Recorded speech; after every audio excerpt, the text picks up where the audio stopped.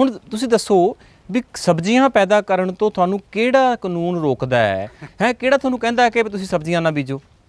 10 ਕਿੱਲਿਆਂ ਦਾ ਵੀ ਸ਼ਹਿਰ ਜਾ ਰਿਹਾ, ਸਾਰਾ ਕੁਝ ਸਾਰੇ ਮੁੱਲ ਲੈ ਰਹੇ ਆ, ਪਰ ਕੰਮ ਕਰਨਾ ਪਊਗਾ, ਕਿਰਤ ਕਰਨੀ ਪਊਗੀ। ਤੇ ਅਸੀਂ ਕਿਰਤ ਕਰਨਾ ਨਹੀਂ ਚਾਹੁੰਦੇ ਕਿ ਮੇਰੇ ਕੋਲ 1.5 ਲੱਖ ਵੀ ਥੋੜਾ ਸੀ, ਮਹੀਨੇ ਦਾ 1.5 ਲੱਖ ਕਮਾ ਕੇ ਵੀ ਥੋੜਾ ਸੀ, ਮੈਂ ਪਰਿਵਾਰ ਨੂੰ ਦੇ ਹੀ ਨਹੀਂ ਸਕਦਾ ਸੀ, ਮੇਰੇ ਆਪਣੇ ਖਰਚੇ ਨਹੀਂ ਪੂਰੇ ਆਉਂਦੇ ਸੀ। ਮੈਂ ਜਿਹੜਾ ਹੈਗਾ ਬ੍ਰਾਂਡਡ ਕੱਪੜੇ ਪਾਉਣੇ ਆ, 5000 ਤੋਂ ਘੱਟ ਦੀ ਮੈਂ ਜੀਨ ਨਹੀਂ ਪਾਉਣੀ, ਟਾਈਆਂ ਛਾਈਆਂ ਸਭ। ਹਾਂ ਪੂਰਾ ਵਕੀਲ ਲੱਗਣਾ, ਮੋਬਾਈਲ ਵੀ ਬਦਲਣਾ ਹੈ, ਸਵੇਰੇ ਸਾਲ ਬਾਅਦ ਗੱਡੀ ਵੀ ਬਦਲਣੀ ਹੈ। ਤਾਂ ਉਹ ਸਾਰੇ ਪੈਸੇ ਆਈ ਸਟੇਟਸ ਮੇਨਟੇਨ ਕਰਨ 'ਚ ਹੀ ਨਿਕਲ ਜਾਂਦੇ ਸੀ। ਤੇ ਇੱਥੇ ਹੁਣ ਕੋਈ ਫਿਕਰ ਨਹੀਂ ਹੈਗਾ, ਆ ਇੱਥੇ ਪਿੰਡੋਂ ਲਿਆਇਆ ਹੈਗਾ 300 ਦਾ ਕੁੜਤਾ ਪਜਾਮਾ ਤੇ ਇੱਥੋਂ ਹੀ ਸਵਾਲਿਆ ਹੈਗਾ, ਤੇ ਆਹ ਸਾਫਾ ਹੈਗਾ ਕੋਲੇ, ਤੇ ਬਸ ਕੋਈ ਲੋੜ ਹੀ ਹੈ ਨਹੀਂ ਵਾਲੀ ਕੀ ਕਰ। ਮੇਰੇ ਕੋਲੇ ਰੁੱਖਾਂ ਦੇ ਵਿੱਚ ਇੱਥੇ 20 ਏਕੜ ਦੇ ਵਿੱਚ 1500 ਰੁੱਖ ਹੈ ਤੇ 120 ਪ੍ਰਜਾਤੀਆਂ ਦੇ ਰੁੱਖ ਹੈ, 1500 ਰੁੱਖ ਹੈ। ਇਸੇ ਤਰ੍ਹਾਂ ਹੀ ਅਸੀਂ ਖੇਤੀ ਦੇ ਵਿੱਚ ਜਿਹੜਾ ਮਾਡਲ ਅਡਾਪਟ ਕਰ ਲਿਆ ਜ਼ਹਿਰਾਂ ਪਾ ਕੇ ਫਸਲਾਂ ਉਗਾਉਣ ਵਾਲਾ। ਇਸ ਮਾਡਲ ਦੀ ਉਮਰ ਹੀ ਬੜੀ ਥੋੜੀ ਸੀ। ਫਿਰ ਉਹਨਾਂ ਨੂੰ ਮੈਂ ਪੁੱਛਿਆ, ਡਾਕਟਰ ਸਾਹਿਬ ਖੇਤੀ ਦੀ ਕੀ ਪਰਿਭਾਸ਼ਾ ਹੈ, ਖੇਤੀ ਕਿਹਨੂੰ ਕਹਿੰਦੇ ਆ? ਉਹ ਕਹਿੰਦੇ ਜ਼ਮੀਨ ਉੱਪਰ ਮਹਿਜ ਫਸਲਾਂ ਬੀਜਣਾ ਖੇਤੀ ਨਹੀਂ, ਖੇਤੀ ਤਾਂ ਇੱਕ ਯੂਨੀਕ ਕੰਪੋਜੀਸ਼ਨ ਹੈ, ਇੱਕ ਵਿਲੱਖਣ ਸੁਮੇਲ ਹੈ। ਕਿਹਦਾ? ਫਸਲਾਂ, ਰੁੱਖ, ਪਸ਼ੂ ਧਨ, ਸੂਖਮ ਜੀਵ ਤੇ ਪੰਛੀ। ਇਹ 5 ਚੀਜ਼ਾਂ, ਜਦੋਂ 5 ਚੀਜ਼ਾਂ ਇਕੱਠੀਆਂ ਹੁੰਦੀਆਂ ਤਾਂ ਖੇਤੀ ਬਣਦੀ ਹੈ।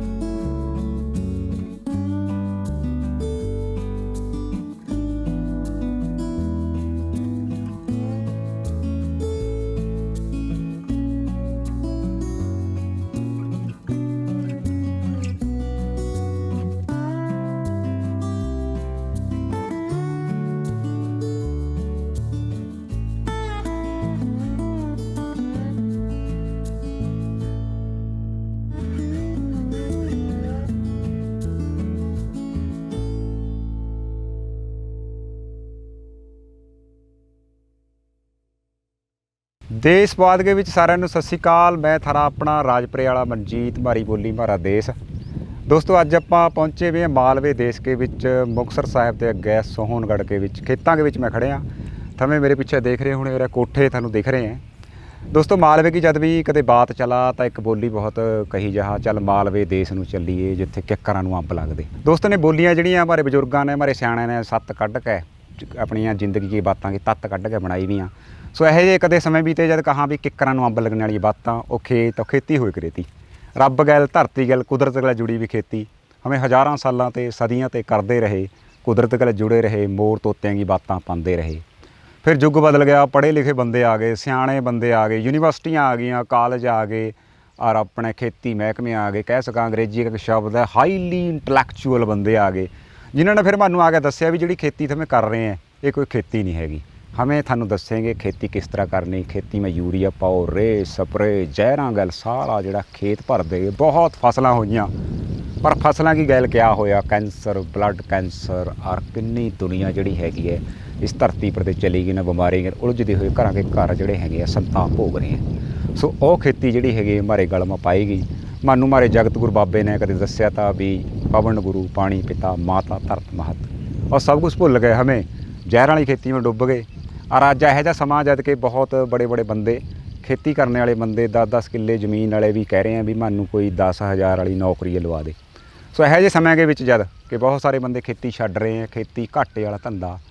मैं अज थानू उरे सोहनगढ़ इस करके ले गया, उरे कहो जिहा बंदा वो खेती कर रहा जिहड़ी बाबे नानक वाली खेती, धरती गल जुड़ी भी खेती, कुदरत गल जुड़ी भी खेती। और पहला वकील था AC कमरे में रहे करे था, पेंट कोट टाइयां पाए करे था, पर अज सब कुछ छड्ड गए, कोठे पाए वे। सोहनगढ़ में एक बहुत ही नवी दुनिया बसाई भी है।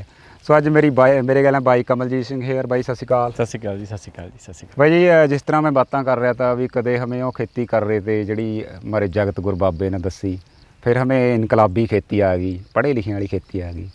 ਹਮੇ ਕਿਸ ਤਰ੍ਹਾਂ ਇਹ ਸਾਰੇ ਕਿਸੇ ਨੇ ਮੁੜਿਆ ਇਹ ਪੈਂਟ ਕੋਟ ਟਾਈ ਏਸੀ ਕਮਰਾ ਛੱਡ ਦਿਆ, ਕਹੀ ਚੱਕੀ ਫਿਰ ਰਹੇ, ਗਰਮੀ ਪੈ ਰਹੀ ਹੈ। ਹਾਂਜੀ, ਪਹਿਲਾਂ ਤਾਂ ਮੈਂ ਤੁਹਾਡਾ ਬਹੁਤ ਧੰਨਵਾਦੀ ਹਾਂ, ਤੁਸੀਂ ਇੰਨੀ ਦੂਰ ਤੋਂ ਕਾਫੀ ਦੂਰ ਤੋਂ ਚੱਲ ਕੇ ਆਏ ਹੋ। ਤੁਹਾਡਾ ਜੀ ਆਇਆਂ ਨੂੰ ਇੱਥੇ ਪਹੁੰਚਣ 'ਤੇ। ਮੈਂ ਵਕਾਲਤ ਕਰਦਾ ਸੀ, ਸਨ 2000 ਦੇ ਵਿੱਚ ਵਕਾਲਤ ਸ਼ੁਰੂ ਕੀਤੀ ਸੀ। 2000 ਤੋਂ ਲੈ ਕੇ 2015 ਤੱਕ ਵਕਾਲਤ ਕੀਤੀ ਹੈਗੀ ਹੈ, ਅਤੇ 15 ਦੇ ਵਿੱਚ ਮੈਂ ਛੱਡ ਕੇ ਇੱਥੇ ਵਾਪਸ ਖੇਤਾਂ ਦੇ ਵਿੱਚ ਆ ਗਿਆ। ਤਾਂ ਉਹਦੇ 2-3 ਕਾਰਨ ਸੀਗੇ। ਉਹਦਾ ਇੱਕ ਤਾਂ ਕਾਰਨ ਇਹ ਸੀਗਾ ਕਿ ਮੇਰੀ ਫੈਮਿਲੀ ਦੇ ਵਿੱਚ 2 ਅਨਨੈਚੁਰਲ ਡੈਥ ਹੋ ਗਈਆਂ। ਮੇਰਾ ਛੋਟਾ ਬ੍ਰਦਰ ਜਲਦੀ 10 ਸਾਲ ਦੀ ਏਜ ਦੇ ਵਿੱਚ ਬ੍ਰੇਨ ਟਿਊਮਰ ਨਾਲ ਚਲਾ ਗਿਆ। ਮੇਰੇ ਫਾਦਰ 53 ਈਅਰ ਏਜ ਦੇ ਵਿੱਚ ਹਾਰਟ ਅਟੈਕ ਨਾਲ ਚਲੇ ਗਏ। ਲੇਕਿਨ ਮੇਰੇ ਗ੍ਰੈਂਡਫਾਦਰ, ਮੇਰੇ ਦਾਦੇ ਦੀ ਏਜ 101 ਸਾਲ ਸੀ। ਇਹ ਗੱਲ ਬੜੀ ਪਰੇਸ਼ਾਨ ਕਰਦੀ ਸੀ ਕਿ ਦਾਦੇ ਦੀ ਉਮਰ 101 ਸਾਲ, ਉਹਦੇ ਪੁੱਤ ਦੀ ਉਮਰ 53 ਸਾਲ, ਪੋਤਰੇ ਦੀ ਉਮਰ 10 ਸਾਲ। ਕੁਛ ਨਾ ਕੁਛ ਤਾਂ ਹੈ ਨਾ ਜੋ ਗਲਤ ਹੋ ਹੀ ਜਾਂਦਾ ਹੈ। ਤਾਂ ਮੈਂ ਡਰ ਗਿਆ ਸੀ ਕਿ ਇਹਨਾਂ ਹੈਲਥ ਇਸ਼ੂਜ਼ ਨੂੰ ਲੈ ਕੇ, ਹੈਲਥ ਦੇ ਹਾਲਾਤਾਂ ਨੂੰ ਦੇਖ ਕੇ ਪੰਜਾਬ ਦੇ ਵਿੱਚ ਕੀ ਹਾਲਾਤ ਬਣੇ ਹੋਏ ਹੈ, ਮੈਂ ਡਰ ਗਿਆ। ਸੈਕਿੰਡ ਜਿਹੜਾ ਕਾਰਨ ਸੀਗਾ ਉਹ ਥੋੜ੍ਹਾ ਜਿਹਾ ਰਿਮੋਟ ਕਾਰਨ ਸੀਗਾ। ਉਹਦਾ ਕਾਰਨ ਇਹ ਸੀ ਕਿ ਜਿਹੜੀਆਂ ਪ੍ਰਾਈਵੇਟ ਬੈਂਕਾਂ ਜਦੋਂ ਆਈਆਂ ਹੈਗੀਆਂ, ਤਾਂ ਇਹਨਾਂ ਪ੍ਰਾਈਵੇਟ ਬੈਂਕਾਂ ਨੇ ਸਾਡੇ ਕਿਸਾਨਾਂ ਨੂੰ ਲੋਨ ਬੜਾ ਖੁੱਲ੍ਹਾ ਦੇਣਾ ਸ਼ੁਰੂ ਕੀਤਾ। ਤਾਂ ਮੈਨੂੰ ਇਹ ਗੱਲ ਬੜੀ ਪਰੇਸ਼ਾਨ ਕਰਦੀ ਸੀ ਕਿ ਸਰਕਾਰੀ ਬੈਂਕ ਤਾਂ 10,000 ਦੀ ਲਿਮਿਟ ਬਣਦੇ ਆ ਕਿੱਲੇ ਦੀ, ਅਤੇ ਇਹ ਪ੍ਰਾਈਵੇਟ ਬੈਂਕ ਜਿਹੜੇ ਆ ਬੜਾ ਖੁੱਲ੍ਹਾ ਪੈਸਾ ਦੇ ਰਹੇ ਆ ਕਿਸਾਨ ਨੂੰ। ਤਾਂ ਇਹ ਕੋਈ ਨਾ ਕੋਈ ਸਾਜ਼ਿਸ਼ ਹੈਗੀ ਹੈ, ਸਾਡੀਆਂ ਜ਼ਮੀਨਾਂ ਖੋਹਣ ਦੀ ਕੋਈ ਸਾਜ਼ਿਸ਼ ਹੈਗੀ ਹੈ, ਸਾਨੂੰ ਕਿਰਤ ਨਾਲੋਂ ਤੋੜਨ ਦੀ ਕੋਈ ਸਾਜ਼ਿਸ਼ ਹੈਗੀ ਹੈ। ਤਾਂ ਮੈਨੂੰ ਆਪਣਾ ਜਿਹੜਾ ਹੈਗਾ, ਆਪਣੇ ਮੂਲ ਕੰਮ 'ਤੇ, ਆਪਣਾ ਜਿਹੜਾ ਪਿਤਾ ਪੁਰਖੀ ਕੀਤਾ ਉਹਦੇ 'ਤੇ ਵਾਪਸ ਜਾਣਾ ਚਾਹੀਦਾ। ਮੈਨੂੰ ਗ੍ਰਾਸ ਰੂਟ 'ਤੇ ਕੰਮ ਕਰਨਾ ਚਾਹੀਦਾ ਜਿੱਥੋਂ ਇਹ ਪ੍ਰੋਬਲਮ ਸਟਾਰਟ ਹੋਈ। ਅਤੇ ਇੱਕ ਮੈਨੂੰ ਲੱਗਦਾ ਸੀ ਕਿ ਖੇਤੀ ਦਾ ਜਿਹੜਾ ਅਸੀਂ ਮਾਡਲ ਖੇਤੀ ਦੇ ਵਿੱਚ ਅਡੋਪਟ ਕਰ ਲਿਆ ਨਾ, ਉਹ ਮਾਡਲ ਸਸਟੇਨੇਬਲ ਨਹੀਂ ਹੈਗਾ। ਉਹਦੀ ਮਾਡਲ ਦੀ ਉਮਰ ਬੜੀ ਥੋੜ੍ਹੀ ਹੈ। ਜਿਵੇਂ ਅਸੀਂ ਕੋਇਲਾ ਬਾਲ ਕੇ ਬਿਜਲੀ ਪੈਦਾ ਕਰਨ ਵਾਲਾ ਮਾਡਲ ਅਸੀਂ ਜਦੋਂ ਅਡੋਪਟ ਕੀਤਾ ਹੈਗਾ, ਉਦੋਂ ਲੱਗਦਾ ਸੀ ਕਿ ਉਹ ਮਾਡਲ ਜ਼ਿਆਦਾ ਸਮਾਂ ਨਹੀਂ ਚੱਲੂਗਾ।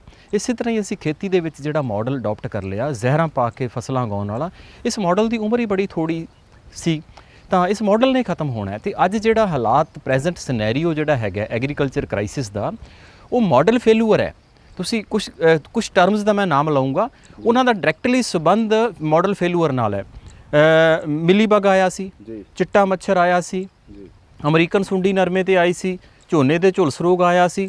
ਇਹ ਐਸੇ 1-2 ਟਰਮਾਂ ਹੋਰ ਹੈਗੀਆਂ ਜਿਨ੍ਹਾਂ ਦੇ ਉੱਤੇ ਯੂਨੀਵਰਸਿਟੀਆਂ ਦੇ ਹੱਥ ਖੜੇ ਸੀ, ਕੋਈ ਹੱਲ ਨਹੀਂ ਜੀ ਇਹਦਾ।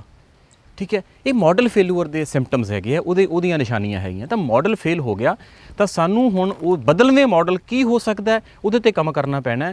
ਤਾਂ ਇਹ ਮਾਡਲ ਹੁਣ ਟਿਕੂਗਾ ਨਹੀਂ। ਇਸ ਮਾਡਲ ਦਾ ਅੰਤ ਜਿਹੜਾ ਹੈ ਉਹ ਫਾਰਮਰ ਸੁਸਾਈਡ ਸੀ, ਤਾਂ ਉਹੀ ਪੰਜਾਬ ਦੇ ਵਿੱਚ ਹੋਇਆ। ਇਸ ਮਾਡਲ ਦੀ ਉਮਰ ਪੂਰੀ ਹੋ ਗਈ, ਤਾਂ ਸਾਨੂੰ ਬਦਲਵੇਂ ਮਾਡਲ 'ਤੇ ਕੰਮ ਕਰਨਾ ਪੈਣਾ। ਬਦਲਵੇਂ ਮਾਡਲ ਦੇ ਉੱਤੇ ਜਾ ਕੇ ਹੀ ਸਾਡੀ ਜਿਹੜੀ ਹੈਗੀ ਹੈ ਖੇਤੀ ਟਿਕ ਸਕਦੀ ਹੈ। ਅੱਛਾ, ਤੁਸੀਂ ਹੁਣ ਇੱਥੇ ਬਹੁਤ ਵੱਡਾ ਤੁਹਾਡਾ ਫਾਰਮ ਹੈ, ਅਤੇ ਕਿੰਨੇ ਕਿੱਲਿਆਂ 'ਚ ਤੁਸੀਂ ਖੇਤੀ ਕਰ ਰਹੇ? ਮਤਲਬ ਖੇਤੀ ਦੀ ਇੱਕ ਹੋਰ ਚੀਜ਼ ਵੀ ਤੁਸੀਂ ਵੰਨ-ਸੁਵੰਨਤਾ ਬਹੁਤ ਹੈ, ਉਰੇ ਦਰਖਤ ਬਹੁਤ ਹੈ। ਮੈਨੂੰ ਯਾਦ ਆਵਾ, ਮੈਂ ਆਪਣੀ ਬੋਲੀ ਦੇ ਦੂਈ में चले गया था ਵੀ ਜਦ ਹਮੇ ਛੋਟੇ ਹੋਏ ਕਰੇ ਤੇ ਕਣਕ ਵੱਢੇ ਕਰੇ ਤੇ ਹਮੇ ਵੀ ਚਲੇ ਜਾਇਆ ਕਰੇ ਤੇ ਖੇਤਾਂ ਵਾਂ, ਤਾਂ ਉੱਥੇ 2 ਲਾਜ਼ਮੀ ਚੀਜ਼ਾਂ ਹੋਈ ਦੀ ਜਿਹੜੀ ਖੇਤਾਂ ਕੇ ਉੱਪਰ ਡੌਲ ਹੋਆ ਤਾਂ ਵੱਟ ਕਹਾਂ ਕਿੱਕਰਾਂ ਔਰ ਤੂੰਤ। ਦੁਪਹਿਰੇ ਨੂੰ ਫਿਰ ਇੱਕ ਸ਼ੱਕਰ ਔਰ ਆਲੂਆਂ ਦੀ ਭਾਜੀ ਆਏ ਕਰੇ ਤੀ। ਉਸ ਗੱਲ ਕਣਕ ਵੱਢ ਕੇ ਫਿਰ ਉੱਥੇ ਭਾਈ ਲੇਟਣਾ, ਉਹ ਕਣਕ ਆਪਣੇ ਕਿੱਕਰ ਕੇ ਤੜਾਏ ਔਰ ਤੂੰਤ ਕੇ ਤੜਾਏ ਆ ਕੇ ਬਾਬੇ ਗੈਲ ਆਰਾਮ ਕਰਨਾ 2-3 ਘੰਟੇ। ਤਾਂ ਮੈਂ ਉਰੇ ਦੇਖਿਆ ਵੀ ਦਰਖਤ ਬਹੁਤ ਲਾਏ ਵੇ, ਜਦ ਕਿ ਅੱਜ ਕਾ ਜਿਹੜਾ ਜ਼ਿਮੀਦਾਰ ਹੈ, ਕੋਈ ਵੀ ਜੱਟ ਆਮ ਪੜ੍ਹੇ ਲਿਖੇ ਬੰਦੇ ਕਹ ਲਓ, ਉਹ ਕਹਾਂ ਵੀ ਖੇਤਾਂ ਵਾਂ ਤੇ ਦਰਖਤਾਂ ਦਾ ਸਫਾਇਆ, ਉਹ ਕਹਿੰਦੇ ਜੀ ਛੌਰਾ ਕਰਾਂ ਹਮਾਰੀ ਫਸਲ ਬਰਬਾਦ ਕਰਦੀ।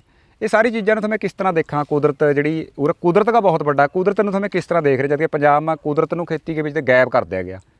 ਖੇਤੀਬਾੜੀ ਯੂਨੀਵਰਸਿਟੀ ਨੇ ਵੀ ਬਹੁਤ ਸਲਾਹਾਂ ਦਈਆਂ, ਬੜੇ ਮਾਹਿਰ ਆਏ, ਅਤੇ ਮੈਂ ਸ਼ਬਦ ਵਰਤਿਆ, ਹਾਈਲੀ ਇੰਟੈਲੈਕਚੁਅਲ ਬੰਦੇ ਨੇ ਕਿਹਾ ਵੀ ਕੁਦਰਤ ਕਾਦਰ ਕੋਈ ਚੀਜ਼ ਨਹੀਂ ਹੁੰਦੀ, ਥਵੇਂ ਧਰਤੀ ਦੀਆਂ ਫੱਕੀਆਂ ਡਾ ਦਿਓ।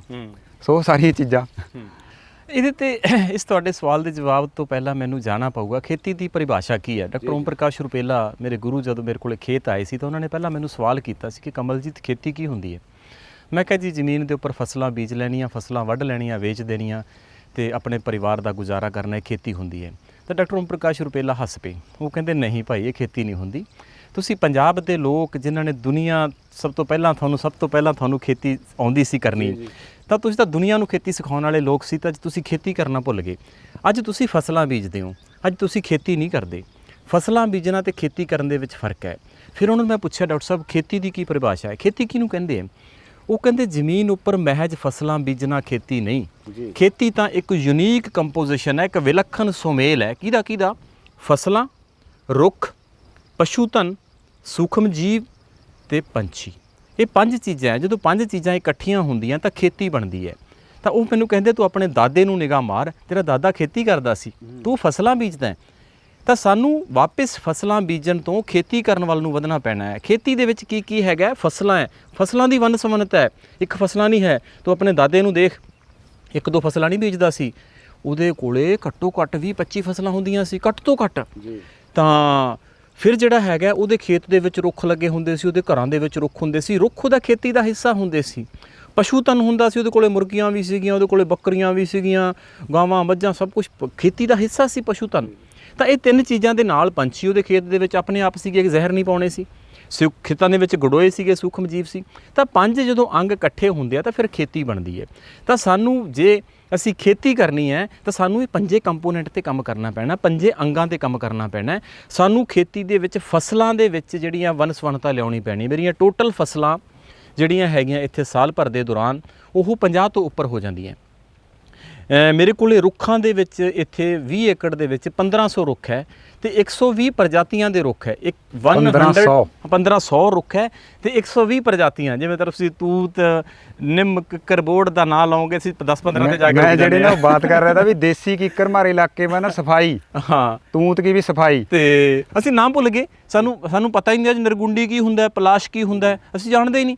ਤਾਂ ਅਸੀਂ ਤਾਂ 10-20 ਦੇ ਰੁੱਖਾਂ ਦੇ ਨਾਮ ਜਾਣਦੇ ਹਾਂ। ਅੱਛਾ, ਮੈਂ ਇੱਕ ਵਿੱਚ ਰੋਕਣਾ ਚਾਹਾਂ ਮੜ, ਤੁਸੀਂ ਇੱਕ ਦਿਨ ਮੈਂ ਪਹਿਲਾਂ ਇਹ ਤਾਂ ਗੱਲ ਕਰ ਰਹੇ ਤੇ ਕਹਿੰਦੇ ਵੀ ਮੈਨੂੰ ਤਾਂ ਨਾ ਵੀ ਚਰੀ ਮੱਕੀ ਦਾ ਫਰਕ ਵੀ ਨਹੀਂ ਪਤਾ ਹੁੰਦਾ, ਪਰ ਅੱਜ ਥਵੇਂ ਇੰਨਾ ਕੁਛ ਕੁਦਰਤ ਗੱਲ ਜੁੜ ਕੇ ਜਾਣਗੇ। ਹਾਂ, ਇਹ ਡਾਕਟਰ ਰੁਪੇਲਾ ਕਹਿੰਦੇ, ਆਪਾਂ ਗੇੜਾ ਕੱਢਦੇ ਨਾਲੇ ਦਿਖਦਾ ਰਹੇਗਾ।